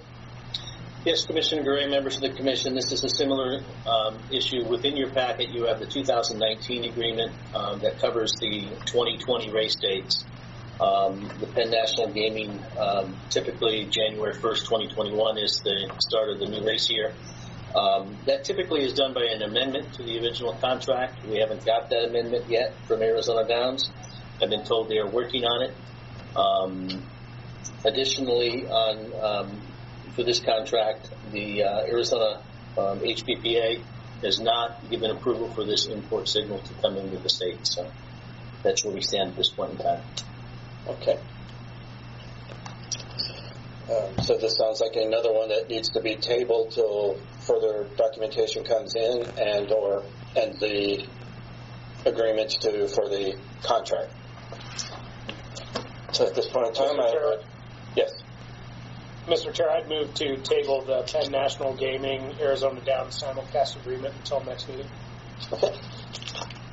We have a motion. I think, Holly, you seconded that? Yes, sir. Okay. We have a motion and a second. Madam Secretary? Thank you. Commissioner Coolidge?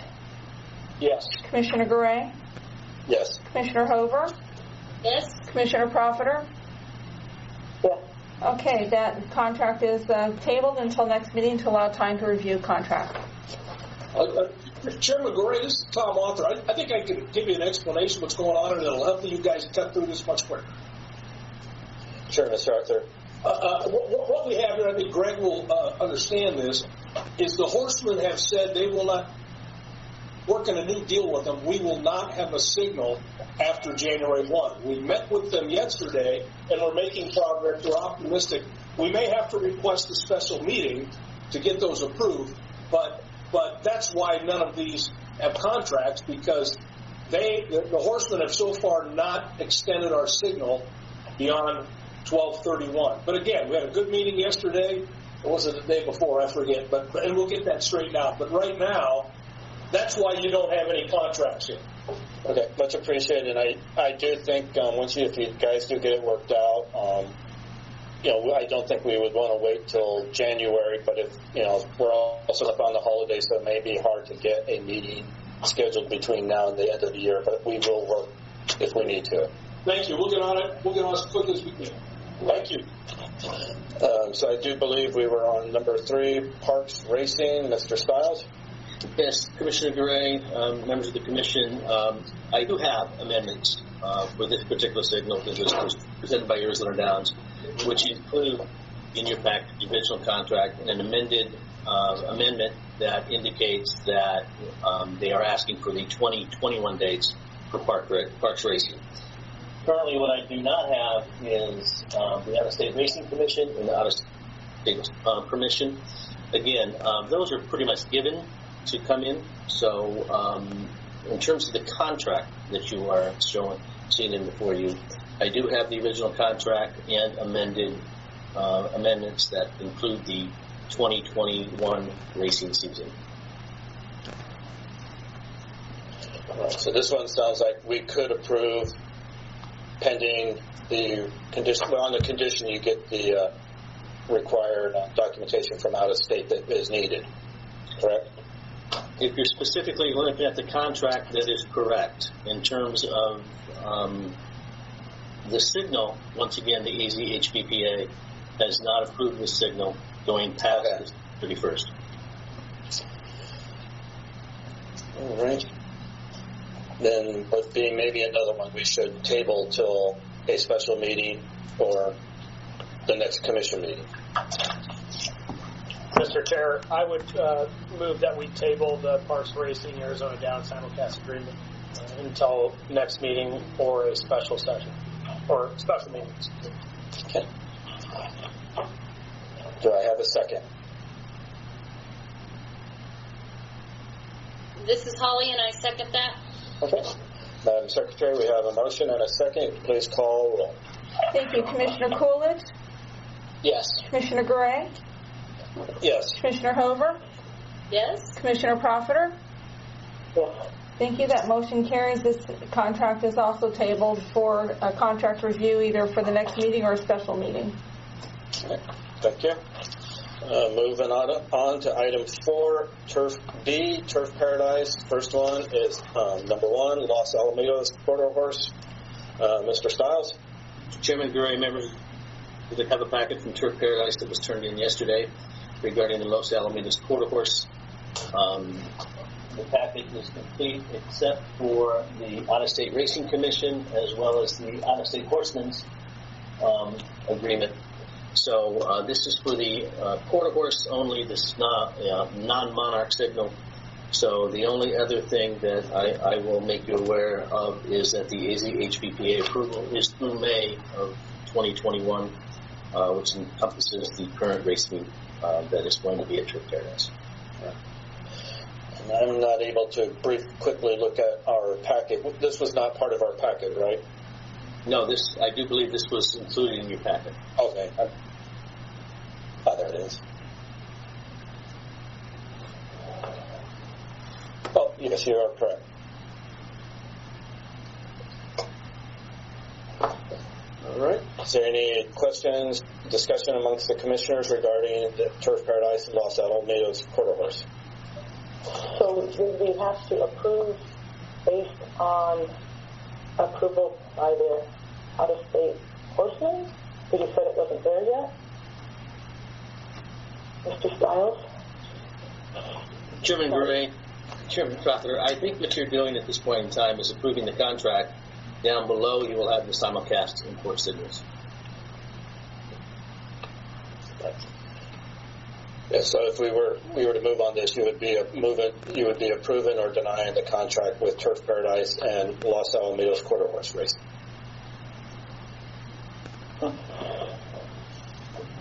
Is there any discussion and comments? Hearing none, Chairman Gore, this is Kelly Wagner. I would just advise the Commission that because this is a 5112 review, that the Commission does go through and make sure that it reviews it in light of that statute. Right.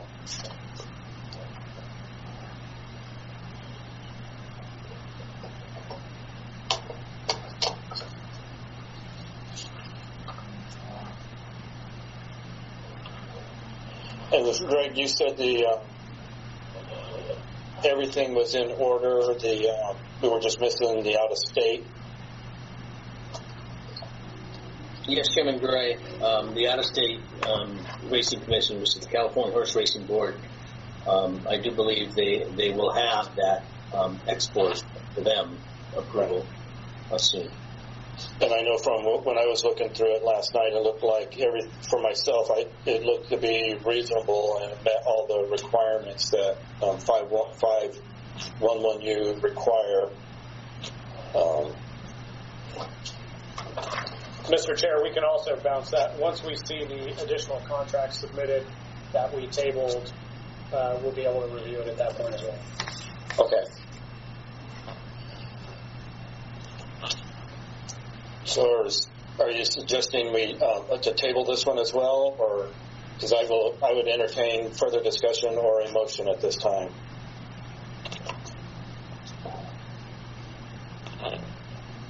Greg, just for confirmation, we are not waiting on anything else but the out-of-state horsemen, correct? That's correct. It's the out-of-state horsemen and the out-of-state commission approval, which are pretty much givens. Again, we're at the mercy of these out-of-state commissions on their meeting schedules, and the horseman approval usually comes pretty quickly. So we would be free to make a motion that is positive based on enforcement after the approval came through?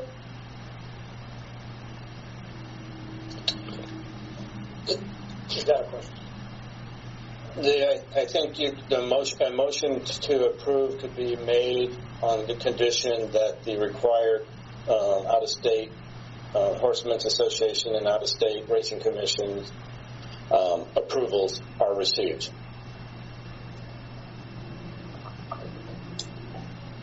So, Mr. Chair, I would like to make a conditional approval for Turf Paradise's Los Alamitos quarter horse contract, provided we receive the out-of-state approvals that we are currently missing.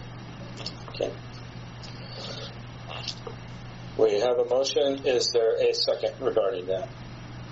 I second that. Madam Secretary, we have a motion and a second. You can please call roll. Thank you. Commissioner Coolidge? Yes. Commissioner Garay? Yes. Commissioner Hover? Yes. Commissioner Profiter? Yes.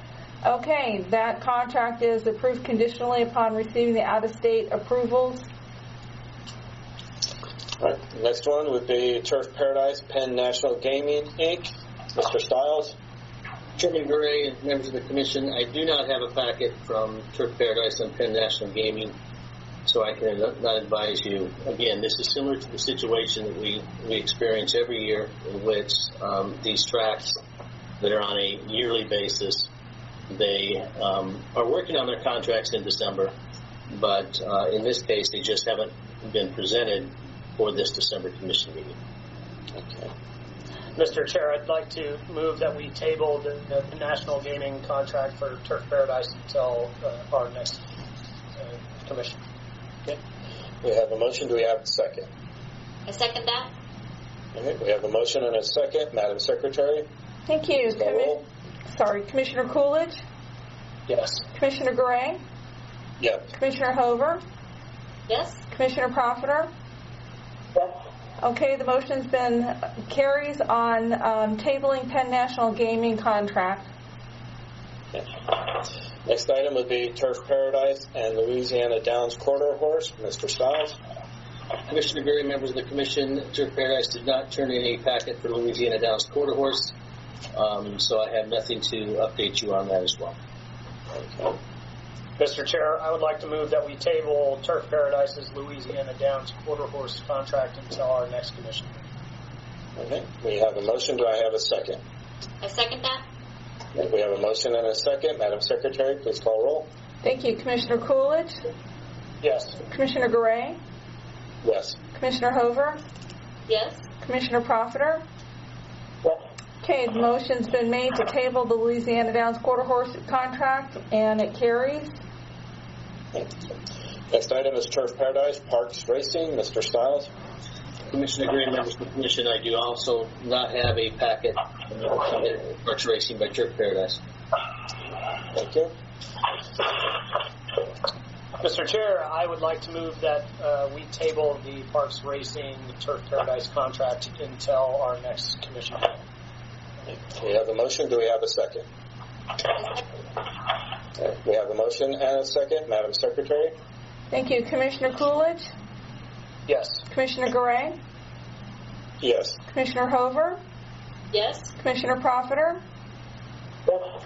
Thank you. Motion's been made and carries to table the Parks Racing contract until next commission meeting. All right. Okay, the next item is Turf Paradise Turfway Park. Mr. Stiles? Commissioner Gray, members of the Commission, I do have a packet for Turfway Park. However, I do need by my notes, the Out-of-State Racing Commission as well as the Out-of-State Horsemen. Okay. But I do have a packet for them, and it contains 2021 dates, I believe. I was trying to look there to see if I see it. I don't. Oh, there it is. Yes, it is. Mr. Chair, I'd move to conditionally approve the Turf Paradise Turfway Park contract, provided we get the outside horsemen's agreements in place. Do we have a motion? Do we have a second? To clarify, outside is out of state. I believe I heard a second. Yes. Okay. Madam Secretary, we have a motion and a second. Please call roll. Thank you. Commissioner Coolidge? Yes. Commissioner Gray? Yes. Commissioner Hover? Yes. Commissioner Profiter? Yes. Okay, we have a conditional approval on the Turfway Park contract, providing that we get the out-of-state agreements and approvals. All right. And while we're on this subject, I do want to bring up, if the department and us do work with legislature members, this does seem to be something that has been kind of an issue the last couple of years, that we're bumping up against this type of thing where we're not getting the agreements till the last minute, or they're coming in between our meetings, and the next meeting might be too late to get it approved. So I just would want to remind the department, if there is any discussion on working on something with the legislator, that we take these type of things into consideration. With that said, we will move on to item C5, simulcast horse racing import signals pursuant to IHA section 3004A3. Mr. Stiles, the question I do believe, or I'll let you report, and then I'll ask you my few questions. Chairman Gray, member of the Racing Commission, I think in item A1 that you have tabled the North Alameda's quarter horse contract. Okay. Well, is there any of these that we have all the information on? Yes, I would, Chairman Gray, members of the Commission. Item A3, Aqueduct. is a signal that has been approved by the Arizona HPPA, and I do have, according to my notes, I do have everything in order for action item A3, 5A3, regarding the aqueduct signal for Arizona Downs, with the notation that the Arizona HPPA has approved the signal only through 12/31 of 2020. Okay. What about the Turfway Park? Turfway Park is another one that Chairman Gray, members of the commission. Turfway Park is a signal that I have everything in line except for the Arizona HPPA, which has chosen, and bear with me while I look at my emails.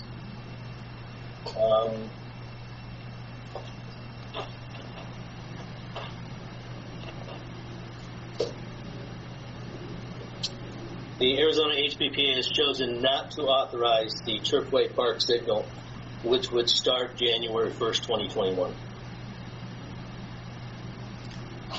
Do we have a representative from the HPPA on the line? Good question.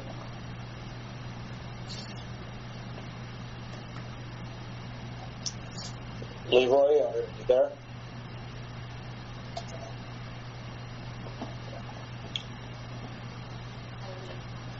Chair, this is Commissioner Cassidy, or excuse me. Okay, there he is. Thank you. Yeah, I had too many mute buttons to push. But anyway, Commissioner Gray, Leroy Gussman, the HPPA. The board of the HPPA has not issued approvals for the Arizona Downs simulcast signals after December 31st. It was made clear to Arizona Downs by the board if they did not run live race meets, they would not have simulcast signals. It is up. They did come to our board meeting on Tuesday. They did say they were going to present a plan to us for a race meet next summer, starting on Memorial Day. And we're waiting for their business plan and their proposal.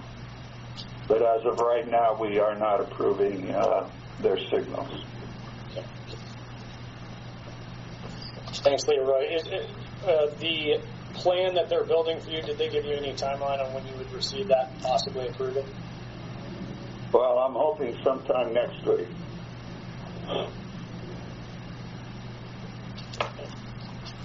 They said within a few days, so I'm hoping next week we'll see something. Thank you, Leroy. So, as of standing right now, the only paperwork I see in our packet is for Aqueduct and Turfway Park, and that would only be till the end of 2020, December 31st, 2020, correct? That is correct. The other tracks that are in front of you, they all start after January 1st. All right. So if we were, because since this is dealing with the IHA, we can, I think, bundle this in one motion. Kelly, you can correct me if I'm wrong, but we could table items 1, 2, 4, 5, 6, 7, and move forward with approving Aqueduct and Turfway Park through the end of the year. Commissioner Gray, that is correct. You can absolutely do a blanket motion. I would note that the Turfway Park simulcast signal that's before you is for anticipated dates January 1. That's right. So I don't know if that falls within what the HPPA has contemplated. Yeah, I think I would look at tabling Turfway Park as well. So we would have items 1, 2, 4, 5, 6, 7, and 8 to be tabled while approving item number 3 through the end of the year.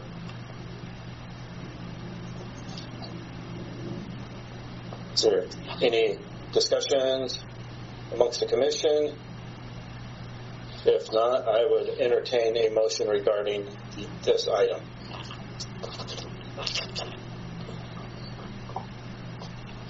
Mr. Chair, I would move to table Arizona Downs Los Alamitos Quarter Horse contract, Charlestown Races contract, Louisiana Downs Quarter Horse contract, Penn National contract, Parks Racing contract, Sam Houston contract, and Turfway Park until our next meeting.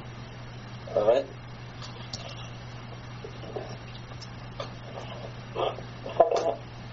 All right, we have a motion and a second. Madam Secretary? Thank you. Commissioner Coolidge? Yes. Commissioner Gray? Yes. Commissioner Hover?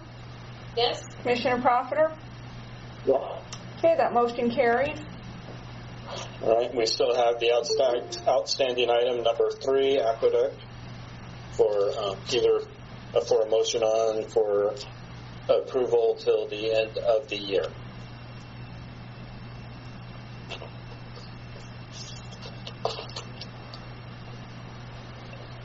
Sorry, Mr. Chair. I would move that we approve the Aqueduct contract for Arizona Downs until the end of the year. We have a motion, and is there a second? I second that. Uh-oh. You have to flip a coin.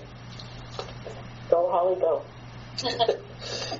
Madam Secretary, we have a motion and a second. Please call roll. Thank you. Commissioner Coolidge? Yes. Commissioner Gray? Yes. Commissioner Hover? Yes. Commissioner Profiter? Okay, that motion carries. Thank you. We will now move on to item 5, simulcast horse racing import signals pursuant to IHA Section 3004A3, Turf Paradise. And we have 8 items on here: Los Alamitos Quarter Horse, Charlestown Races, Aqueduct, Louisiana Downs Quarter Horse, Penn National, Parks Racing, Sam Houston, and Turfway Park. Mr. Stiles. Yes, Chairman Gray, members of the Racing Commission, I do not have packets for Charlestown Racing, Penn National, Parks, Sam Houston. I did receive a text from Dave Johnson just a little bit ago saying that he submitted the Louisiana Downs Quarter Horse, but I do not have that packet. I just checked my emails. So at this time I don't have that as well. So the ones that I have for you are Los Alamitos Quarter Horse, Aqueduct, Turfway Park, which I need the Out-of-State Racing Commission, Out-of-State Horsemen's Group. So those are the signals that we have information for. Los Alamitos and Aqueduct are complete, is what you just said, right, Mr. Stiles? That's correct, and Turfway Park. As long as the out-of-state permission. That's correct. Okay, did I hear Parks Racing is complete in there too? No. I do not have a packet that was submitted for Parks Racing. Okay. I just had to ask because I did not put a mark by them, so I was just verifying my checks. All right. Is there any discussions, comments from the Commission regarding these items? Hearing none, I would entertain a motion. Greg, give me that rundown one more time, if you would. I've got packets for Los Alamitos Quarter Horse, needing the Out-of-State Racing Commission, Out-of-State Horsemen's Group, Aqueduct. I would need the Out-of-State Racing Commission for 2021, which the New York Gaming Commission will certainly have within the next couple weeks. Turfway Park, I need the Out-of-State Racing Commission and Out-of-State Horsemen. Do not have packets for Penn National, Parks Racing, Sam Houston, and Charlestown, and including Louisiana Downs Quarter Horse.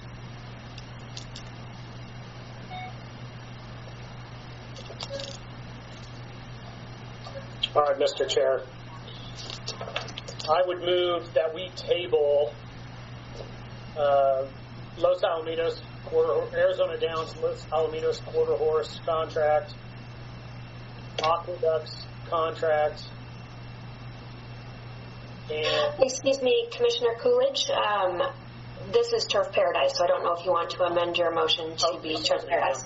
Thank you for that. Too many line items here. I'm gonna go ahead and just start from scratch, Mr. Chair, if that's okay. That is fine. I would move that we table Turf Paradise's Los Alamitos quarter horse contract, Aqueducts contract, and Turfway Parks contract until our next commission hearing.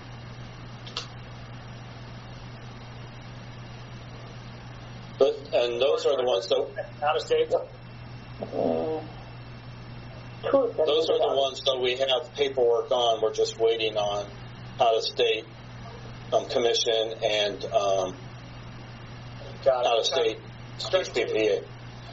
Mr. Chair, I would move that we approve Turf Paradise's Los Alamitos quarter horse contract, Aqueducts contract, and Turfway Parks contract under a conditional approval that we receive the out-of-state approvals from the horsemen. And the State Racing Commission. And State Racing Commission. All right.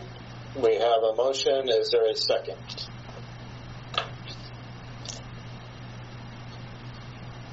I second it.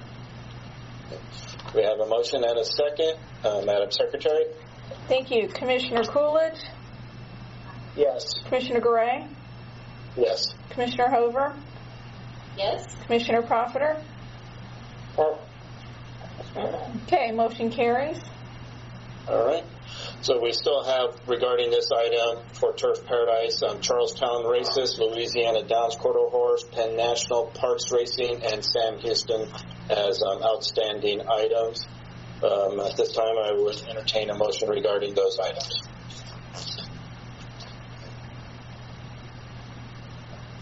I'm going to get thrown under this again, huh? All right, Mr. Chair, I would move that we table Charlestown Race contract, or table Turf Paradise's Charlestown Races contract, Penn National contract, Parks Racing contract, Louisiana Downs quarter horse contract, and Sam Houston's contract until our commission hearing. We have a motion. Do we have a second? Yes. Second. We have a motion and a second. Madam Secretary? Thank you. Commissioner Coolidge? Yes. Commissioner Gray? Yes. Commissioner Hover? Yes. Commissioner Profiter? Yes. Okay, that motion carries. All right. Moving on to item 6, simulcast horse racing import signals pursuant to IHA section 3004A3. Item A, Turf Paradise, Monarch, and Monarch affiliated would be for 1, Golden Gate, 2, Gulfstream Park, 3, Laurel Park. Why is Laurel Park's on here 2 times? Number 5, Los Alamitos, and then number 6, Santa Anita. So I don't know if that Laurel Park being on there 2 times, if that was a typo, or if there's supposed to be another track there. I see there are 2 race dates. I'm sorry. My fault.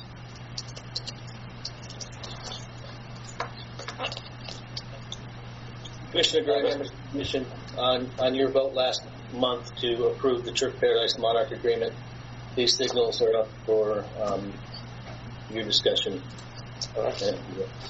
And we do have all paperwork in order for these items, or is there anything missing? Let's start with the first signal, Golden Gate. Chairman Gray, members of the Commission, I have the contract. I need out-of-state racing commission and out-of-state horsemen's approval. I do have the AZHBPA approval. In terms of Gulfstream Park, I have everything except the out-of-state horseman approval ends on December 31st, 2020. Again, these are typically given that they will be in. It's just a matter of the committee getting a letter from the out-of-state horseman. In terms of the first Laurel Park signal, that runs to the end of the year. I do have everything complete for that item number 6A3, that is complete. And item 6A4, which is the second World Park, that is for the race date starting at January 1st, 2021, and running through March 31st of 2021. I have everything I need except the Maryland HPPA, I believe, approval for that race meet. That starts on January 1st, 2021. In terms of Los Alamitos Thoroughbred, I have everything I need. Keep in mind that the Thoroughbred meet, which is a monarch meet, started on December 2nd, and it runs through December 20th of 2020. As far as Santa Anita, I have the contract. I do need California Horse Racing Board approval for the Santa Anita race dates for the export, as well as the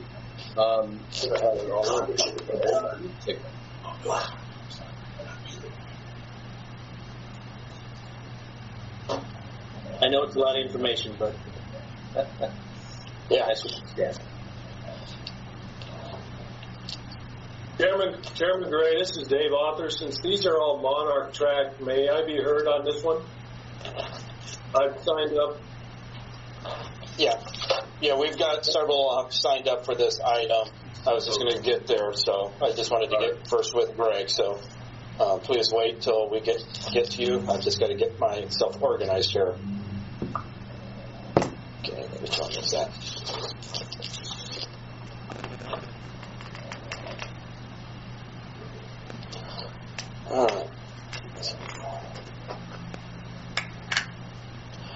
All right. Which one? I'm sorry. I've just got to get my list together here. All right. Yes, Mr. Arthur, we'll start with you.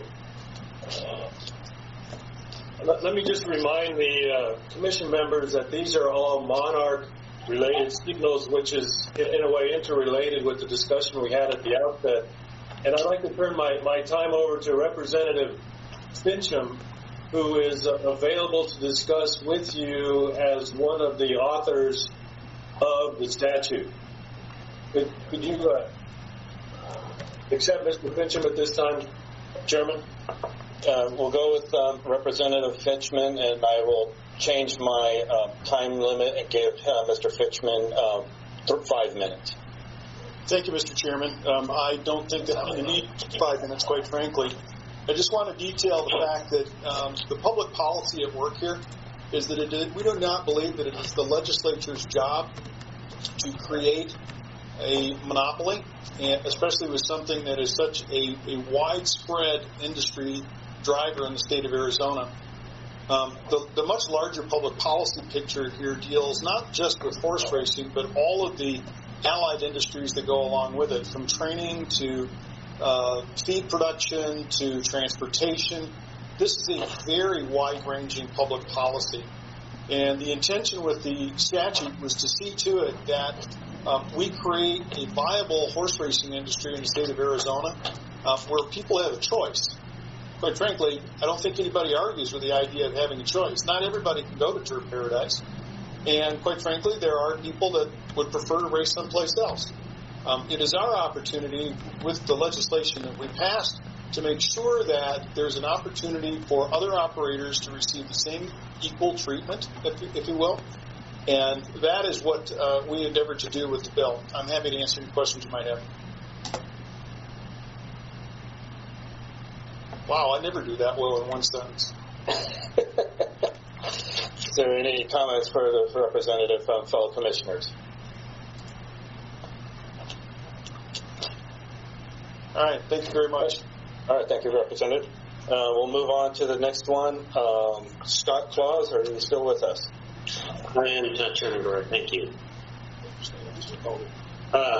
Chairman Gray and Commissioners, Representative Fincham just comments at Mr. Author about, quote, the statute. However, ARS 5-112U is no longer, and I would ask Ms. Wagner to confirm for the Commission, ARS 5-112U is not part of the item that is being considered by the Commission right now.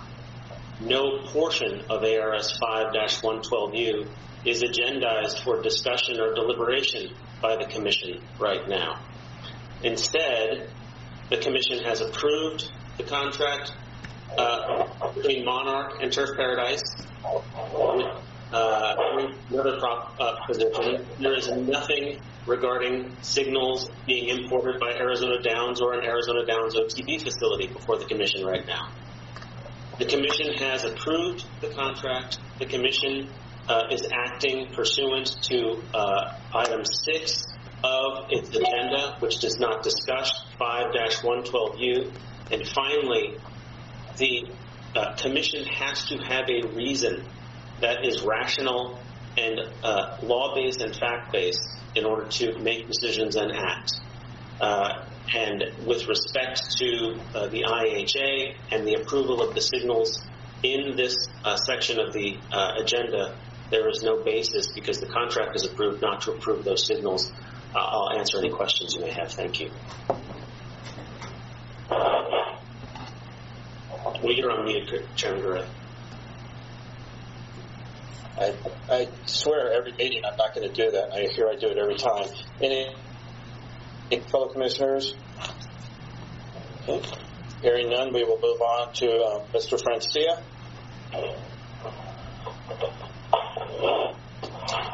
Commissioner, good morning. Thank you for allowing me to speak. I really don't think I can improve on Councilor Claus on what he said.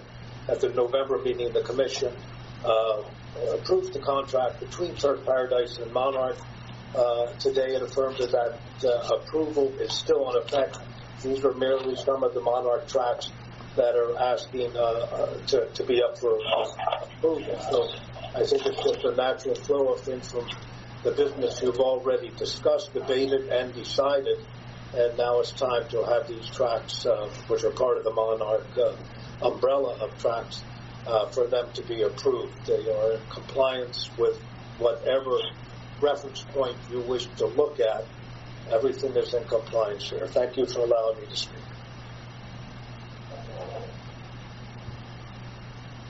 Thank you. Any comments, questions? Hearing none, we will move on to Kelsey. Are you still with us? I am Commissioner Gore, and I don't believe I have any further comment other than to say that obviously all of these track approvals are within the statute and the ability for the Commission to approve. Thank you. Thank you. Any questions, comments? Hearing none, we'll move on to Mr. Hutton, I don't know if Bob's with us.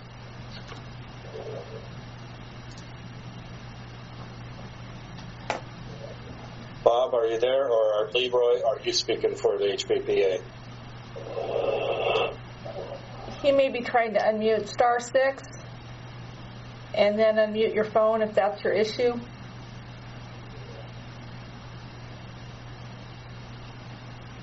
Chairman Gray, I know President Hutton is wanting to speak, and I just had a text from him. He said he was ready.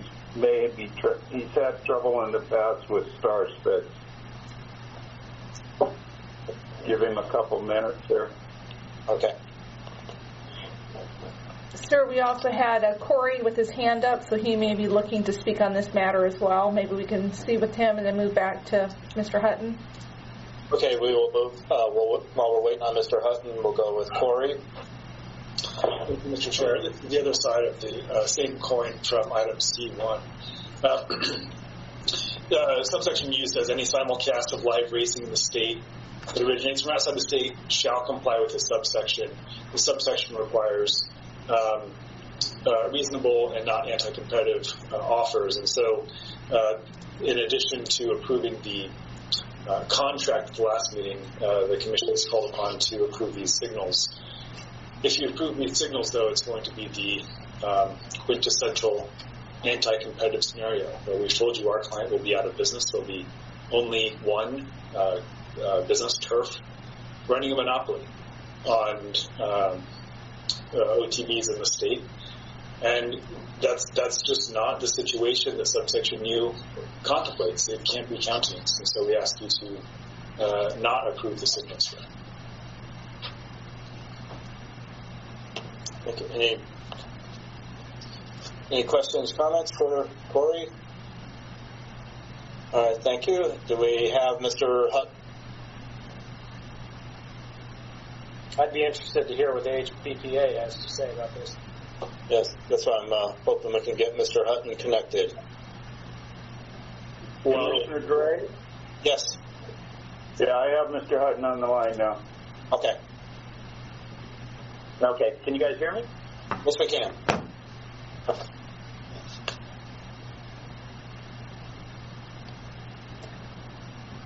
Well, we were able to hear you, now we can't. Are you there, Bob?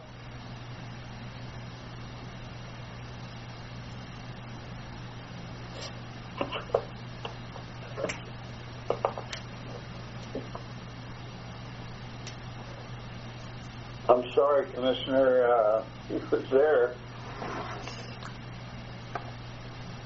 Let me try one more time, please. Okay, yes, because I would like to hear from the HPPA regarding this. Commissioner Gray, while we're waiting for the HPPA, can I take 20 seconds to respond to Mr. Langhofer? I would like to hear first from the HPPA before hearing regarding anything else. I'm sorry. It's just been a long day. No, I appreciate that. Thank you. Are we back on? I can hear either Bob or Leroy. I can hear one of you. This is Bob. This is Bob Hutton, Arizona HPPA. Am I on the clock? You have 2 minutes. Okay. And I'll take questions afterwards. The Arizona HPPA is obviously in favor of the Monarch signal coming into Arizona. It's good for the betting public. It's good for the horsemen. With that being said, the Arizona HPPA is in a very tough position right here as far as getting up and speaking on behalf of the signal coming in or the signal not coming in. It's like picking your parents are getting divorced and you got to pick between the mom and the dad. And it's just a very, very uncomfortable situation as far as that's concerned. And I could see how the new commissioners and the commissioners that are in the past, this is a very big struggle for you guys. And you're probably asking yourself, what did I get myself into? And I can relate to that as far as being the president of the Arizona HPPA. So one of the things that I guess that somebody doesn't have a seat at the table or has asked them is the Arizona breeders. And the Arizona HPPA has never, I believe this is true, never had a better relationship with the breeders in this state as we do now. Because the board of the Arizona HPPA understands the value of homebred horses. They stay in the state. And the Arizona HPPA and the Arizona Breeders Association, these Arizona bred horses, they need somewhere to run year-round. And I guess the position that Arizona Downs has been put in today, or it looks like they're being put into today, is that it's a cut by 1,000, it's a death by 1,000 cuts, or it's a bullet to the head. And I understand their position. It's a very uncomfortable position. But I guess the question that I have is twofold, or maybe even the point that I would ask, and it's a rhetorical question, is it's anybody that's on the phone from Monarch, is why would it be good to exclude from promoting their products and giving everybody the opportunity to go ahead and wager on their products? Because this has cost the horsemen in Florida, California, Arizona, through all this stuff, and I can't even imagine how much in attorney's fees that were spent. So as far as that's concerned, and my concern in last, Rory, I got to say this, I really am concerned about the bettors in the state, that somebody goes in and they're paying out the Rainbow Pick Six, and they walk into Arizona Downs OTB, and they put in a $500 ticket, and they hit the ticket and pay $60,000, and they find out they get $300. I just don't know. I just don't know how that's good for the betting public, as far as to be maybe where they would feel they were deceived or were not, it wasn't totally transparent to what they're looking at. And I'm always concerned about the breeders, and I'm always concerned about the bettors. And the bettors drive the industry. The bettors are what keeps all of us going. The Arizona HPPA is about the horsemen, protecting the horsemen, providing a better opportunity for them. So with that being said, does anybody have any questions? Wow, I'm going to take Mr. Fencham's take on this and say I've never had anybody not ask me anything after I said something. So I'm just going to take his view. You didn't give me enough time to get off mute, Bob. Okay. Thanks. I appreciate that. And I do, just to say, Mr. Fencham has been a huge supporter of Arizona racing and going forward, and I've had a lot of conversations with him, and it's great to have a representative that's in the corner of racing, and everybody needs to know how much he's done for this industry. So go ahead, Chuck. So the question that I have for you, and I realize the precarious position that the horsemen are in. Obviously, believe it or not, the commission is in a similar position, trying to get everyone on the same page with this. The problem that I'm wrapping my head around is obviously we need an agreement, because without an agreement, we can't justify if things are competitive or not. So I hope that the HPPA will join the representatives who have joined us today, as well as the commissioners who are on board to put together another stakeholder meeting.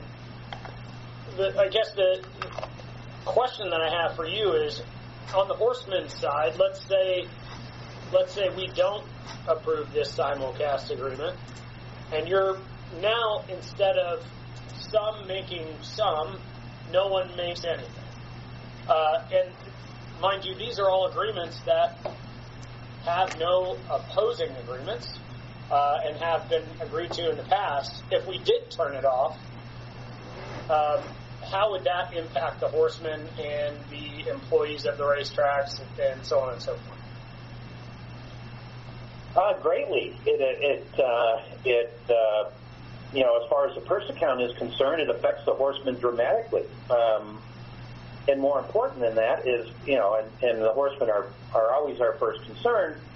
But once again, the bettors in the state, I can only tell you from somebody that goes to the OTBs and watches the crowd flow in and out. After the East Coast races are run, most of them empty out. And the reason is because they can't bet on Santa Anita or Golden Gate. And it's detrimental as far as the purse account and for the fans of the racing industry. And I really feel bad for the fans of the racing industry, the people that really support the sport, because they don't see what's going on behind the scenes. They just say, "Oh, these idiots, they can't make any decisions, or they don't care about us." And so it's a direct reflection, even though they don't understand, as far as all the legal maneuvering and everything else going on. So, yeah, it's a bad situation, Chuck. I mean, it just hamstrings us as far as the money is concerned. It's always better for us as far as the horsemen to have too much purse money than not enough. It's like anything in life. We're always looking for a little bit more, but it's a tough deal, So I hope I answered your question. Understood and appreciate it. I have a question. Okay. Would the horsemen benefit more if all tracks had the monarch signal than if only one track had the monarch signal? Would the horsemen be better off? That is a loaded question, and I'm going to say yes. That is, it would benefit the horsemen if there was an OTB on every corner. As far as that's concerned, the more the merrier. Because we get our money out of the handle, and so it only benefits the horsemen. So yes, the answer is yes. Thanks.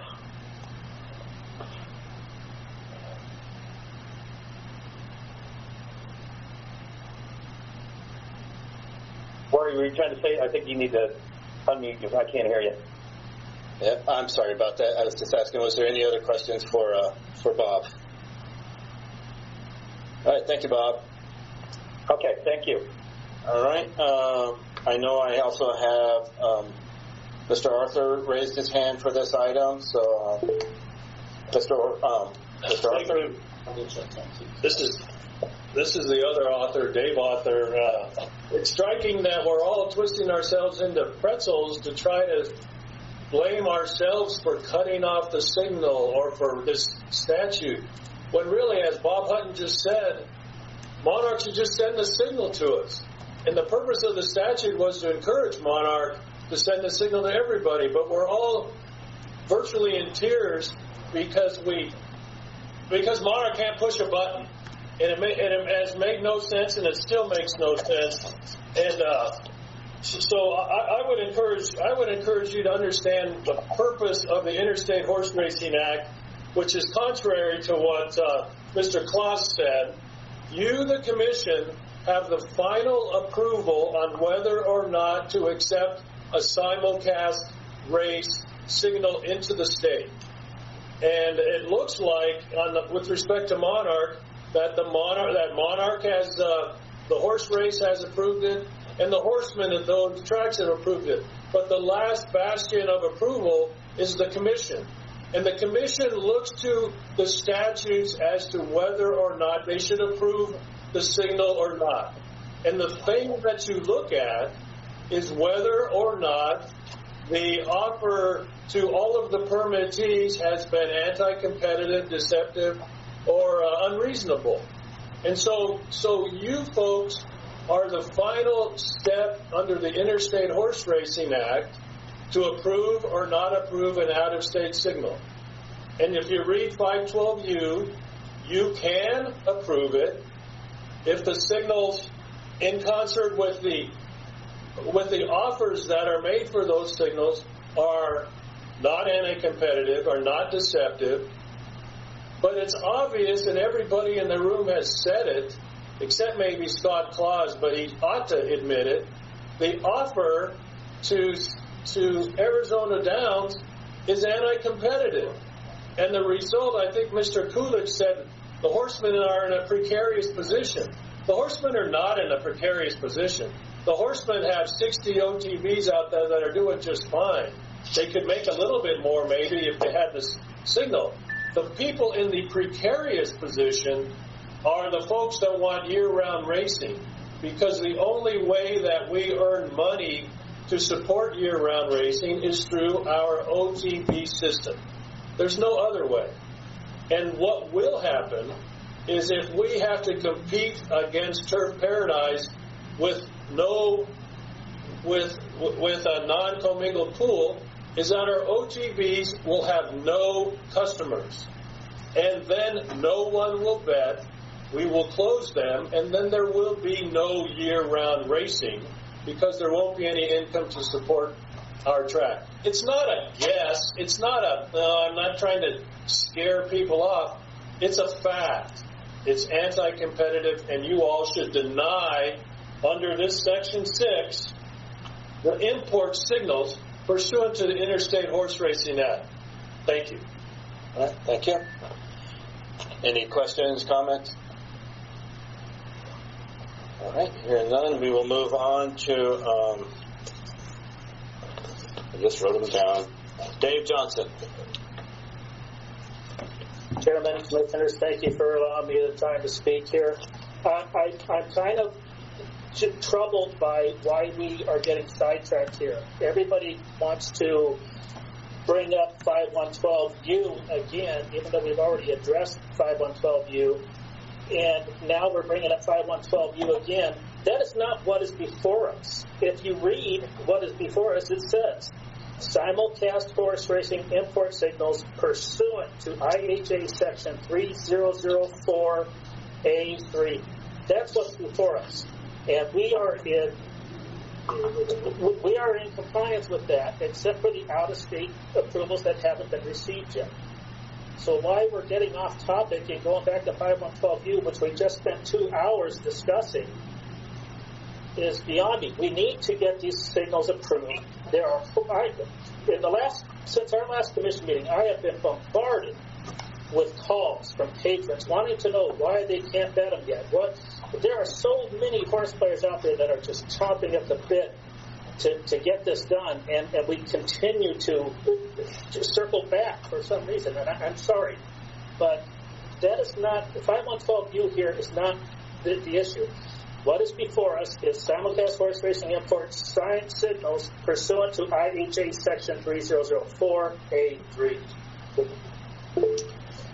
All right, thank you. Any questions, comments? All right. So, Jerry, did you have me on the list? Yes, I do. I'll be getting to you next. Just wanted to see if anybody had questions or comments for Mr. Johnston. Okay, hearing none, we'll call on Mr. Sims. Yeah, I'm pretty troubled by what I'm hearing. This was passed at the last meeting, and it seems like Arizona Downs wants to rehear it at every turn. I wasn't going to mention a couple of these things, but I think after hearing what I did from them, I need to just respond.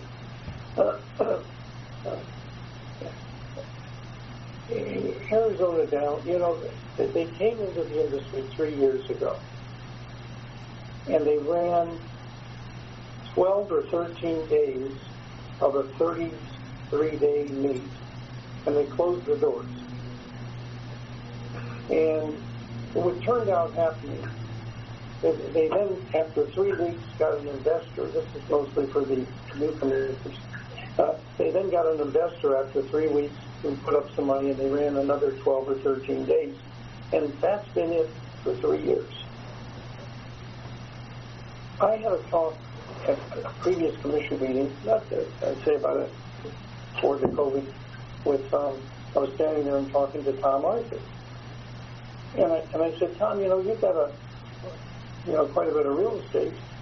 You evidently made a decision not to put, and I said, I've got a little real estate. And I said, you made a business decision, not saying which way is right or wrong, but it's a business decision. You weren't going to put any money from your real estate into the business. He said, yeah. And I said, I've made a contrary decision that I would do this and keep running our meets and do all of what we're doing.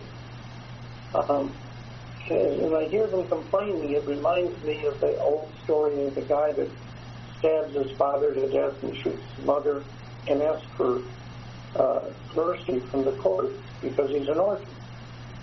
A lot of this, there are problems with whatever they are with Monarch and so on, are kind of between them. For whatever reason, they've had their problems. I don't know how long I want to keep feeding this thing. When I say feeding, putting money up every month to keep this business going. I'm sorry, Mr. Sims, your time is up. Do I be allowed to have another 30 seconds? Is any objections to another 30 seconds? Hearing none, I will grant you that 30 seconds, sir. Thank you. They passed that law for the breeders, and when we're up and running, it's going to amount to $700,000 a year from Turf Paradise, $700,000 a year from the Horsemen. We're doing. If we stop running, I can't figure out how to keep this thing going the way this is what I'm hearing. All that sucks. And I'm sorry about it, but I've been doing this since 2000, not taking any money since 2005. They opened up the track and took it over in 2000. So, I'm sorry, Mr. Sims, your time is up now. Thank you. Thank you. Any questions, comments for Mr. Sims? Okay, hearing none. I do believe I saw a hand pop up. Was that for which officer was it for? Chairman Gurney, it was actually Scott Claus that I asked you before to respond to. Right. You've got, I believe, 30 seconds left. Thank you. Or 26 seconds. then I'll get to Mr. Arthur. So, Scott Claus, your floor right now for 20, whatever seconds I said. Great. Mr. Arthur started his comments by saying, quote, Monarch should just send the signal to us, end quote. The historical fact of the matter is Monarch has offered to send its signal to Arizona Downs. You could have, as a commission, item 7 on your agenda, which is approval of the Monarch signals for Arizona Downs. But if Mr. Arthur could mute his microphone while I'm speaking, that would be great. Rather than do what the law required, rather than do what the statute required, rather than sorry, your time is up. That they have not accepted the signal that we offered. Hi, Mr. Thank you. All right, now off to, I think it's one of the Arthur brothers that had their hand up. I just don't know which one. It's Tom, Chairman. Okay, Tom, you've got 2 minutes. A couple things. First, what Mr. Sims just said is absolutely false. When we ran in 2019, we dipped in our pockets and put $2.5 million in. We just met with the Horsemen, and our deal with them is going to require us to put some more money. So as far as we're refusing to put money in the deal, it's just simply not true. He just made that up. Secondly, I don't know how you keep talking about the handle when you've got COVID. And we couldn't even have OPPs basically until June, and half of them aren't open. So it's so many other things they say are just not accurate. We'd be happy to meet with Senator or Representative Cook, anybody, but you've got to keep everybody's feet to the fire. I don't have to tell you what's going to happen if Turf has the signal. We don't. Where that negotiation's going. We've always been available to meet, and we'll continue to meet. So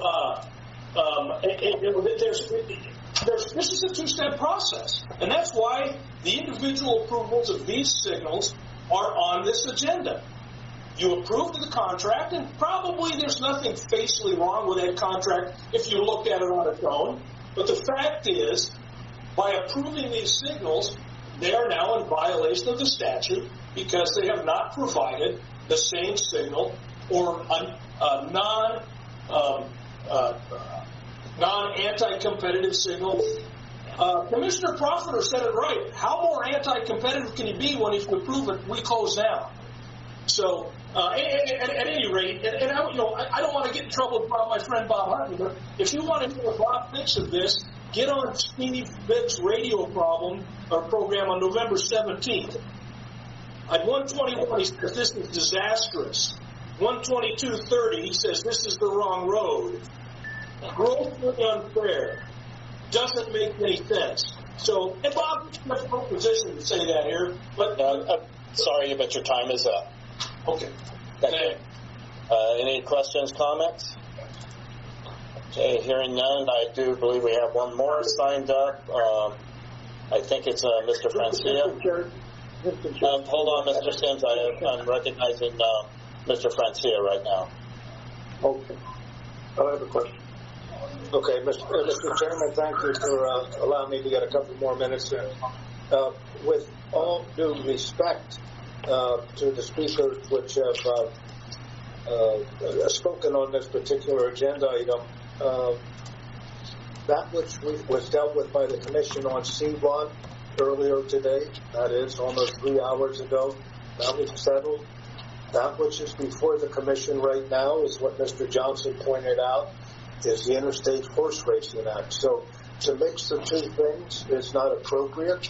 That which is before the Commission has to be decided on whether or not the request is in compliance with the Interstate Horse Racing Act. This has nothing to do with Monarch this or Monarch that, or what one perceives about what is anti-competitive. So I humbly request that the Commission stay focused on the matter which is actually before us. Thank you, Mr. Commissioner. Thank you, Mr. Chairman. Mr. Commissioner, this is Kelly Wagner. Yes, ma'am. I would just make a suggestion that the commission can certainly request that any further comments be confined to the agendized item, because I think we're wandering off topic here. Yes, ma'am. Yeah, I do believe so. And I do. Is there anyone else signed up? Or I mean, not signed up. I raised hands. Mr. Chairman, this is Paul Johnson with Turf Paradise. I did sign up. Oh, yes. I'm sorry, I forgot you. You go with her then next. Yeah, I'd just like to say the Commission's practice in the past under the Interstate Horse Racing Act is to approve the signals if the paperwork is in order and the out-of-state approvals have been made. That's been the Commission's practice in the past, and it ought to be the practice going forward. And the Commission should not go back now for a third time to consider 5112U. The contract between Turf and Monarch has been approved. It stands approved. It's been talked about extensively today, and I think the Commission should focus on the IHA approvals as it has done in the past. Thank you. Thank you. All right. Is there any other hands up? Okay, good. And yeah, I also do believe looking at the agenda is on regarding the IHA section 3004A3, and I do know in the we did receive a packet that has that information in it regarding the requirements regarding the IHA. Having said that, I will open up the floor for discussion amongst the Commission regarding these Item 6, simulcast horse racing import signals pursuant to IHA section 3004A3. Mr. Chair, I would move to conditionally approve Turf Paradise's Golden Gate contract, Gulfstream Park contract, Laurel Park contract of the 2020 and 2021, Laurel Park 2021, Los Alamitos contract and Santa Anita contract, provided we get the appropriate approvals from the out-of-state commission and the out-of-state horse meet. Thank you. We have a motion. Is there a second?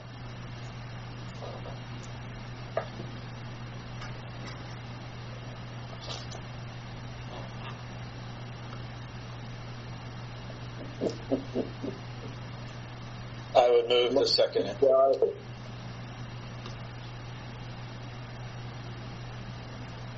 Okay, I have a motion and a second on the floor, so I will go ahead and do the roll call. Commissioner Coolidge? Yes. Commissioner Garay? Yes. Commissioner Hover?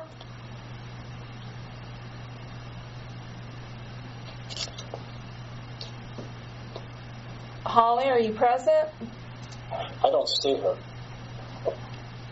Okay, I've got, I have show her, well, I had her on there, and then I lost her. No, I'm showing that she has left the meeting.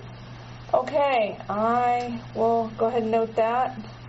Commissioner Profiter? No. So I have 2 yes, 1 no, and 1 commissioner that left the meeting. Hang on, Holly's coming back in. No. Holly? Holly? You need to unmute your phone, either *6 or hit the mute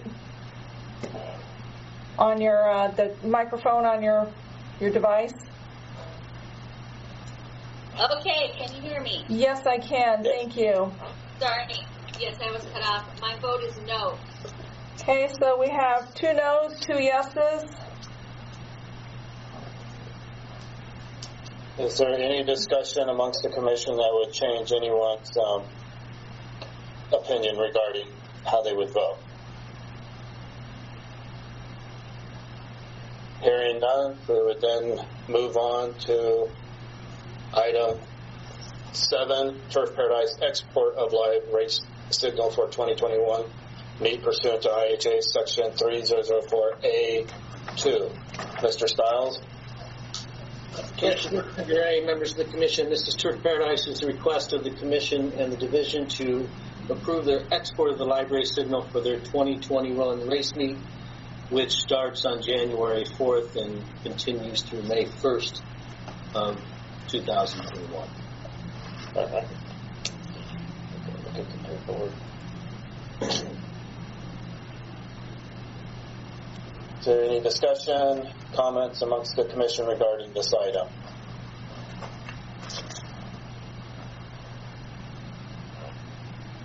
Hearing none, I would entertain a motion regarding item 7. Mr. Chair, I move we approve Turf Paradise's export of the library signal for the 2020 and 2021 meet pursuant to IHA Section 3004A2. Okay. We have a motion. Do we have a second?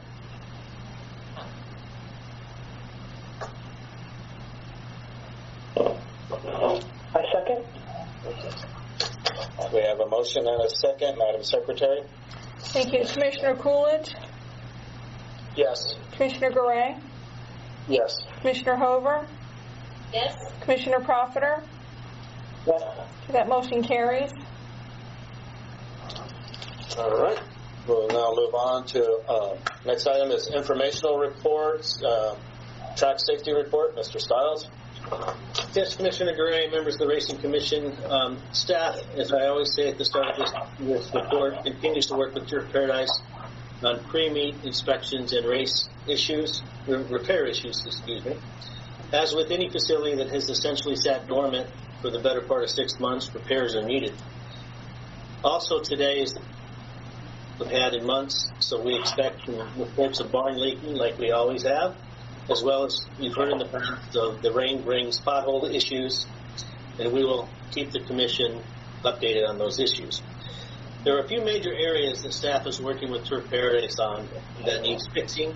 I have informed the Turf Paradise management of this issue, and they are, we have had reports that there has been lack of hot water on the backside.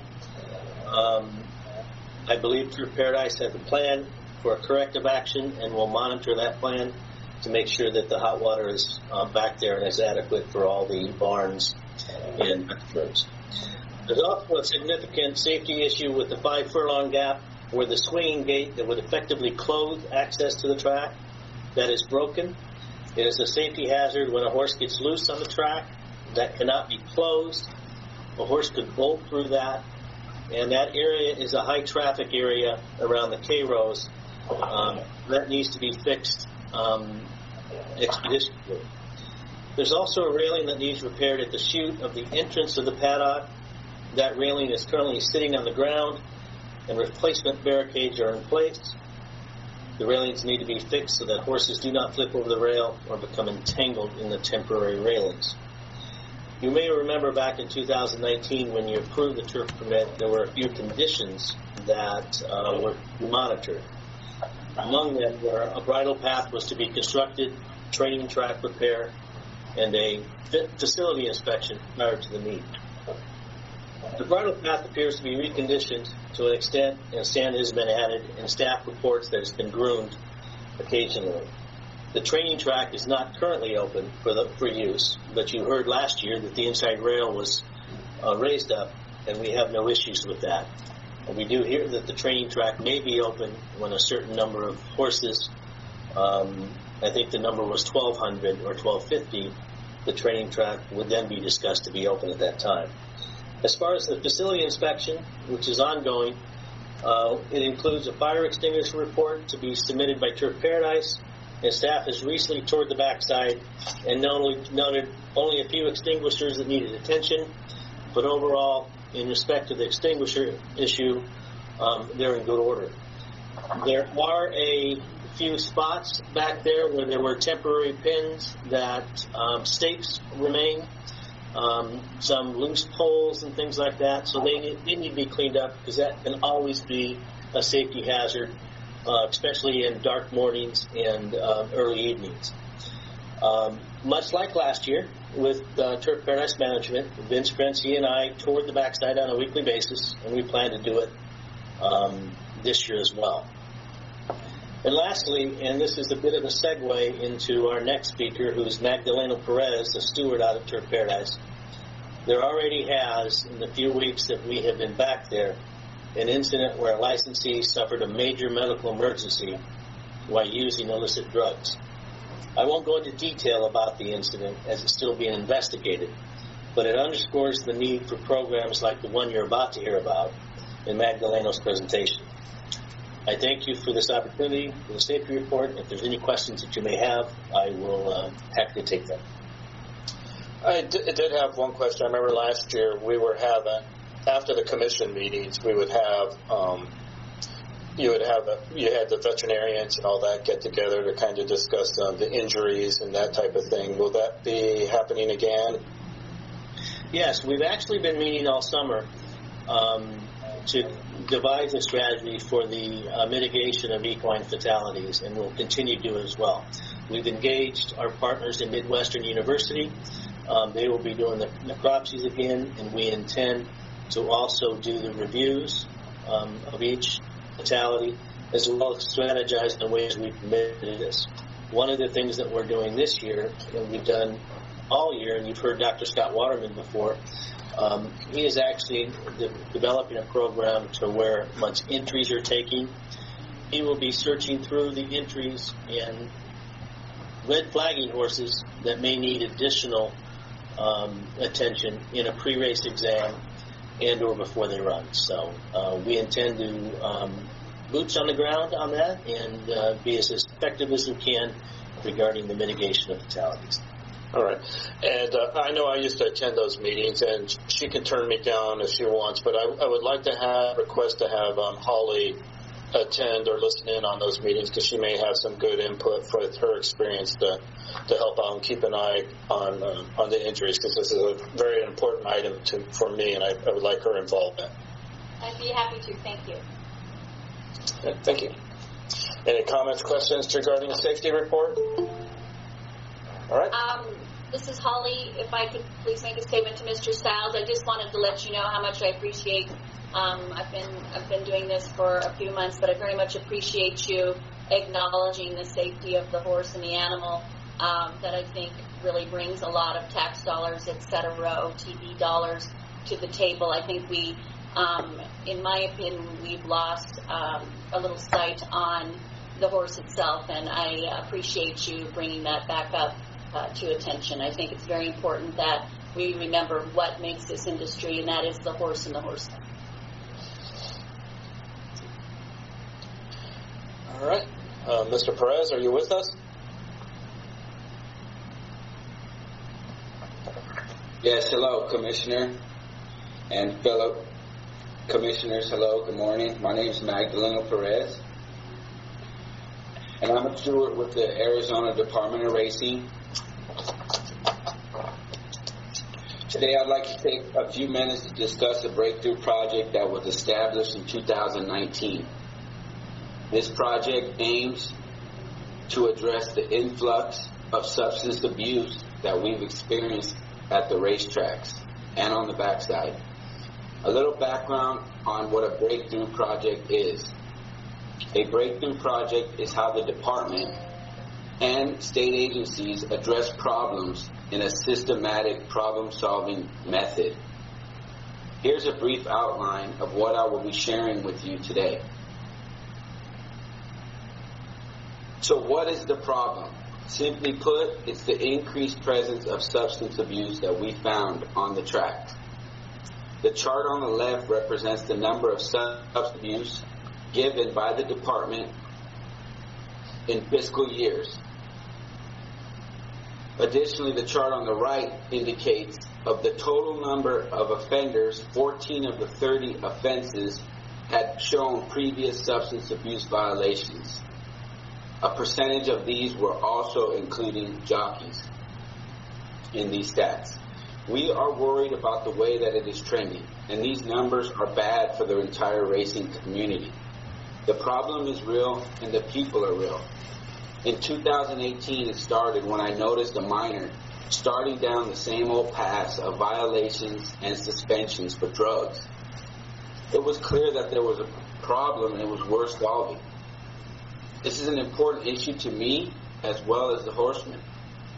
So I asked my supervisor, Greg Stiles, to help address this issue. He spoke to Director Casillas and Director Vogt to sponsor a breakthrough project. They've agreed to allocate time and resources because reducing substance abuse at racetracks is important to them as well.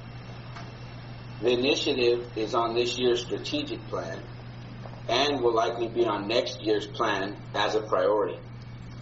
Additionally, this is all in line with Governor Doug Ducey and his efforts to fight against opioids here in Arizona. After interviewing several industry leaders and participants, the following opinions were shared with us as to why we believe and they believe the problem exists. The opinions varied, but the common theme was that all of the experts agreed additional resources would help address this issue in Arizona. The next step in the project was to brainstorm solutions to try to fix this problem. The team helped form countermeasures, some of which we plan to implement this coming season. First off is incentives for those who are willing to seek help by reducing the fines and suspensions. Second, randomly testing licensees on horseback. Third is forming partnerships with subject matter experts to find ways to reduce the influx of substance abuse. Fourth, enhancing regulation by increasing fines and suspensions for substance abuse, contacting local PD when necessary. And lastly, using brochures, signage, and other communication methods to get the word out and assist those seeking help with abuse. This is our slogan, Healthy Humans, Healthy Horses, and our poster board we will be putting up around all the backstretches of Arizona racetracks. We've also begun handing out brochures with resources for licensees that may be interested in seeking help, and this is a copy of our brochure. Santa Anita, my home track, has a program called Winners Foundation that's been a great resource and success for the entire community of California racing. I've witnessed it with people I knew. I've spoken with their executive director, Darren Scher, along the way, and he is very interested in being involved in our fight. He commended us for taking on such a project of this nature, and I'm confident that we have his support in Arizona. A long-term goal would be able to build funding for a program similar or the Winners Foundation here in Arizona. We now ask to form a partnership with the stakeholders and the track owners to help move this project forward. We want your support. We want your ideas in this. We have found success in the past by collaborating with stakeholders in the horse racing fatality breakthrough project just mentioned. And we believe that by working together, we can find success and help address serious issues of substance abuse at our tracks in Arizona.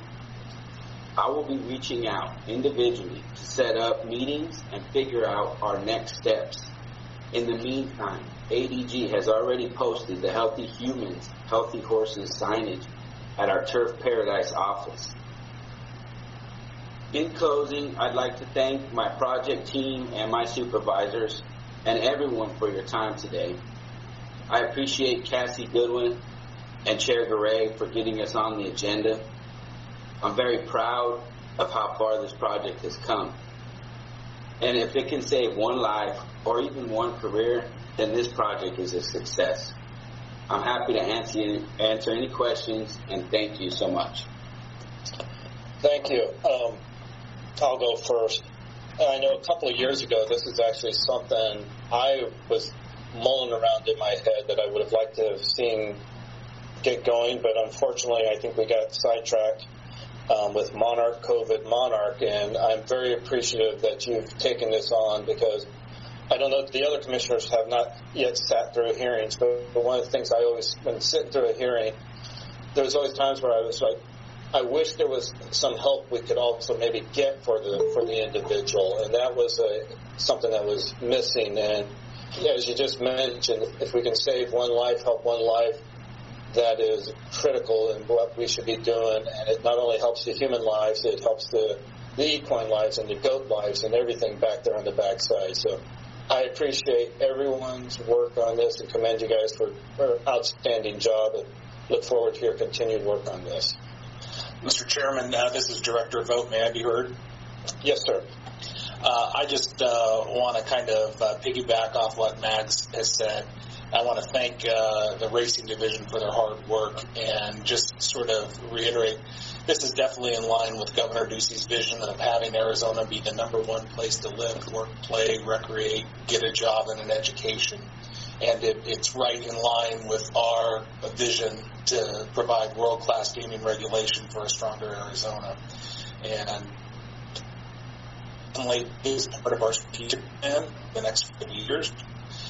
We're going to keep working on this, and so I just want to thank the team for using this data and coming up with identifying the problem and possible solutions. And I do ask those in the Racing Commission to work with the department, because we do need your ideas to make this program better and your cooperation.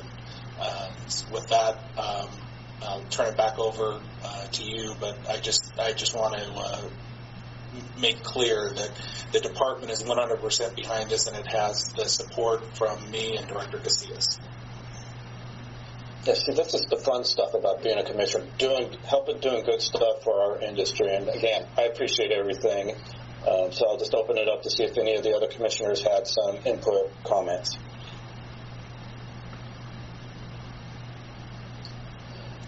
All right, hearing none, Bags, thank you, much appreciated, and keep moving forward. Thank you. Thank you. All right, next item is budget report. So I'm not sure who's giving it, whether it's Jason or the director. I know Rudy had to leave, and he said he was going to check and see if Jason was available to do this, and I don't know if he is or not. I do not see. Mr. Chair, this is Aiden Fleming. For the record, I can speak to this item if you be heard. That would be great. Thank you, Mr. Chair. As of right now, budget is stable as was reported last month. We are moving into the legislative session in January. As you know, the governor will put out his budget items and priorities. We do have several that we've requested on there, one being additional veterinarian help for a safety vet for pre-race exams to ensure that those are completed. That has been a request for the last several years, and we hope to get that across the finish line. We believe that COVID kind of sidetracked many budget priorities of agencies, but that is one we have prioritized for the Racing Commission, and we will be working diligently on that. We should obviously hear back on that item later in the year when budget begins, typically in April. So we will be back with updates on that very important item. But just wanted to give you that update. Thank you. Thank you. Any comments, questions regarding the budget? Hearing none, we'll move on to permitting reports. Not to exceed 3 minutes. American Greyhound Racing.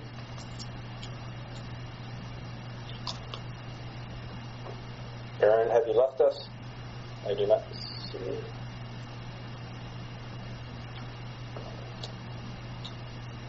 Yes, I do not see Aaron, so we'll move on to Arizona Downs.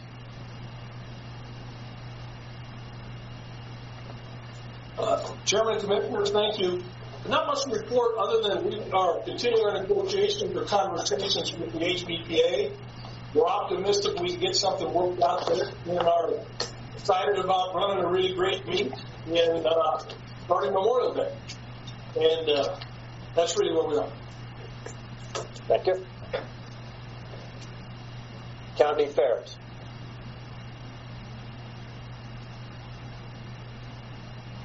All right. Relito? Anyone from I think I see.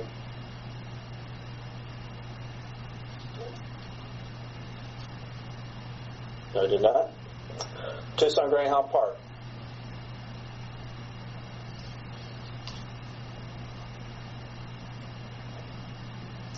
Turf Paradise. Mr. Chairman, thank you. Vince Francis here for Turf Paradise. Let me cover a couple things quickly that Mr. Stiles had touched upon. One was the hot water. Even while Mr. Stiles was speaking, my track superintendent texted me that that's been corrected on the backside. The fence that he was talking about, I'm very familiar with that. We had to get a piece of equipment that named the day. We can't address it today, but we will tomorrow. And the other section that he's talking about. The fire extinguishers that Mr. Stiles has talked about, yes, they're all up to code, but the one thing I need from the company, then they're traditionally very slow on this, is the actual certificate that says they've been certified. Currently have, as a couple mentioned, 664 orders on the ones. I expect by the end of the month that figure is probably going to double. That which we are going to find all the major things that you need to have operational for the horsemen to be able to train, the horses to be properly cared for.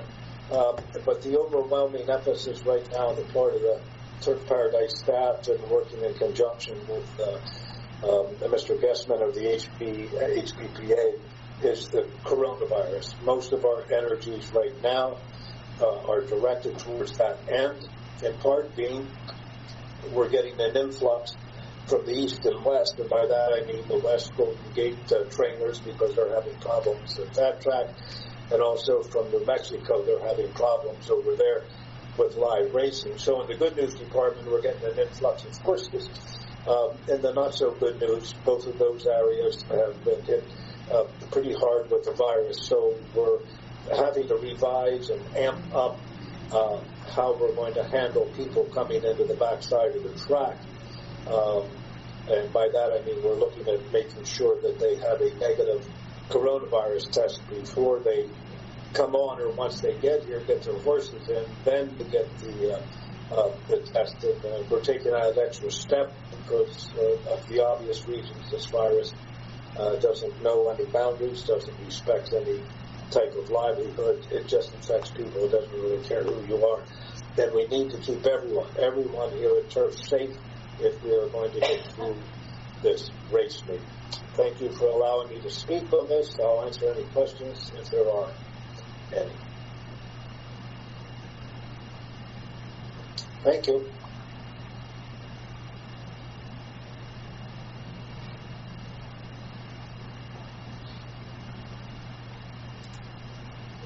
Mr. Gray, you're muted.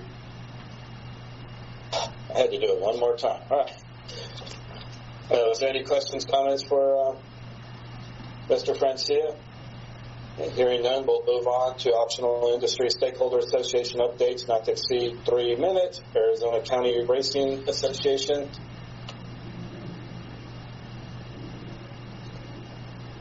Not seeing anyone. Arizona Quarter Horse Racing Association. Loretta, you there?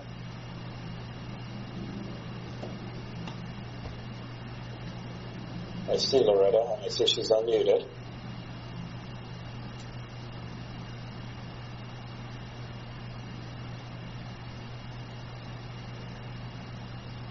Now she's muted. Now she's unmuted.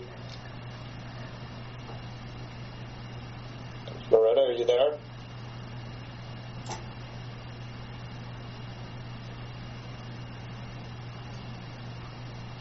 Okay. While we're waiting on Loretta, Arizona Thoroughbred Breeders Association. Or Loretta, are you there? Oh, no. Right. Debbie, are you for doing the Arizona Breeders Association? I'm good. Yes. Good morning, or I guess it's afternoon now, Chairman and Commissioners. Debbie Zimmerman from the Arizona Thoroughbred Breeders. We are happy to report that our fall thoroughbred sale went off with no hitches, and it was very successful. in our pandemic, so we're very happy with that. We are looking forward to the start of Trip Paradise, and our first state trials are going to be on January 21st. So our Arizona breeders, owners, and trainers are looking forward to that. So we are very happy that we have the opportunity to run at Trip Paradise. Thank you. Thank you. That was fun watching the auction online. Hopefully, maybe next year I'll be able to get out there live and participate. Well, not participate, watch. Oh, no, come on, you got to participate. Thank you. All right, thank you. Loretta, have you been able to, can we hear you, Loretta?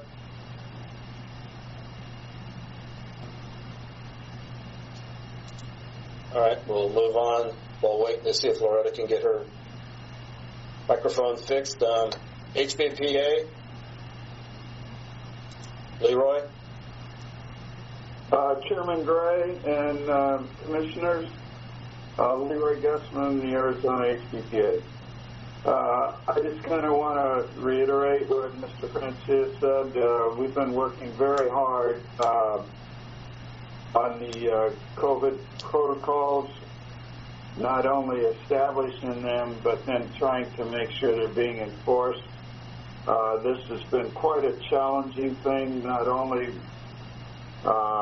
with the horsemen, but also with the guards, and making sure everybody's doing what they're supposed to be doing. But I think we're making great progress.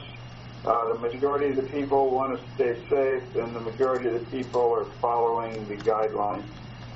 I want to say, too, I know it might seem kind of difficult to believe after listening to the last 4 hours and 15 minutes of this, but all the groups, including the guards, the security, the management of Turf Paradise, the horsemen, and Greg Stiles and his staff, we're all working very hard together and working well together.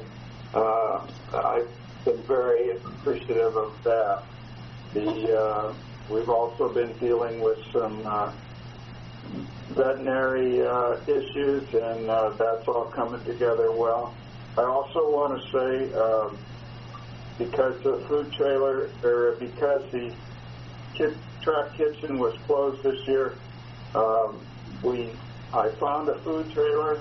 It is on premise, it's stationary, and it is open every day from 7 in the morning. I think they're even opening earlier for coffee and rolls, but breakfast starts at 7, and we go till 1 o'clock currently.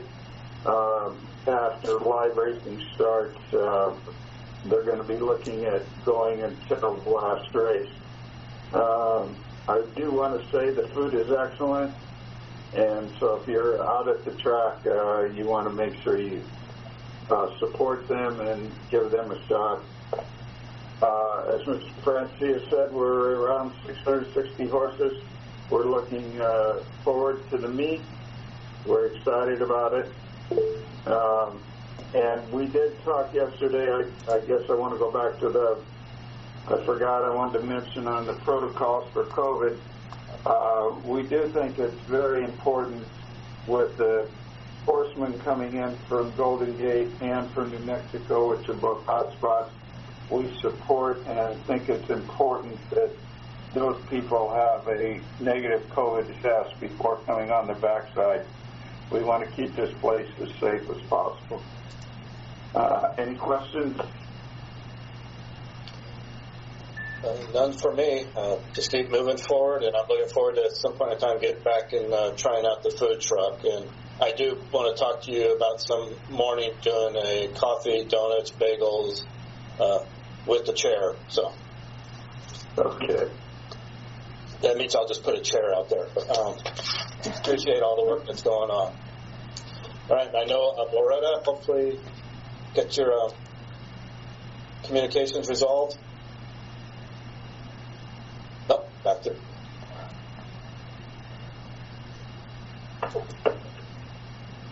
I think I heard you, Loretta.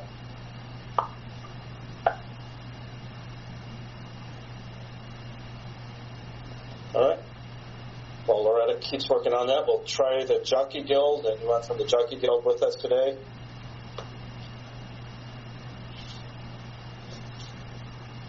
None. And don't worry, Loretta, I will circle back to you again. I guess we'll move on to item E, Commission Report, Summary of Current Events Affecting the Arizona Racing Commission. Is there any, well, the director is gone. I don't know. Aiden, did you have anything on this item? I'm sorry, Mr. Chair. Can you please repeat that? It was a summary of current events affecting the Racing Commission. Is there anything that you have from the department to report on this item? Mr. Chair, no update on that item. All right.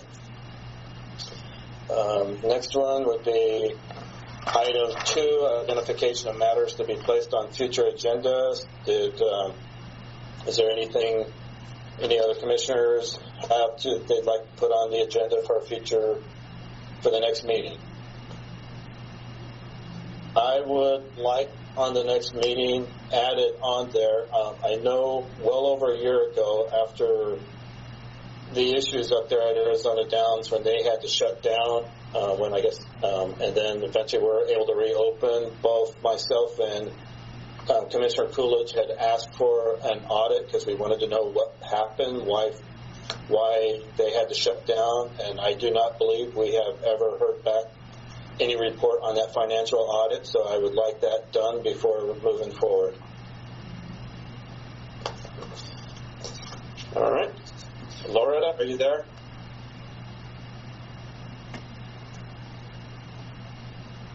Going once? Going twice? Loretta, you may have to send a written report to me for the next meeting so I can just read it. Okay, the next item is call to the public. Kevin Owens is the only one signed up. Are you there, Kevin?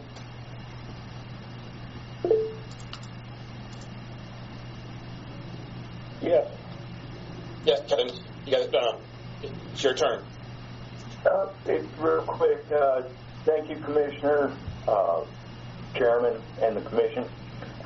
Thank you guys for working so hard on protocols to get the backside workers onto the track, but I feel there's a group that has been overlooked, and that would be the horse owners.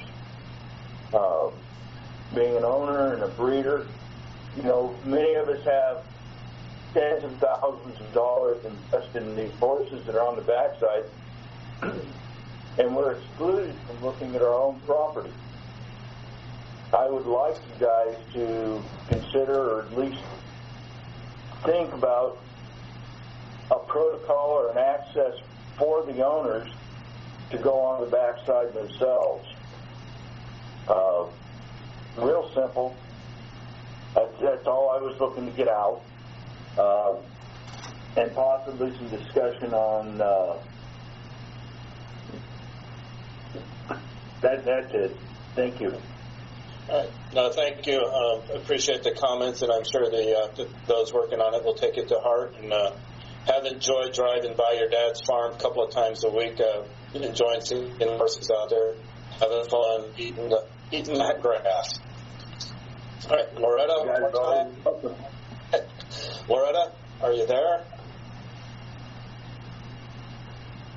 Okay, I'm going to have to give up on you, Loretta. Sorry about that. So the next item would be announcements. The next regularly scheduled commission meeting will be at 10 a.m., most likely right here in this electronic room. If not, it's on the Washington Street office building. With that, I would entertain a motion to adjourn. So moved.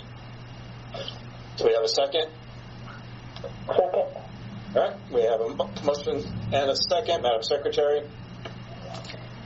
Thank you. Commissioner Coolidge? Yes. Commissioner Gray? Yes. Commissioner Hover? Yes. Commissioner Profiter? Yes. Okay, I have a motion and a second. It carries to adjourn this meeting. It is 2:15 p.m. Thank you. Thank you.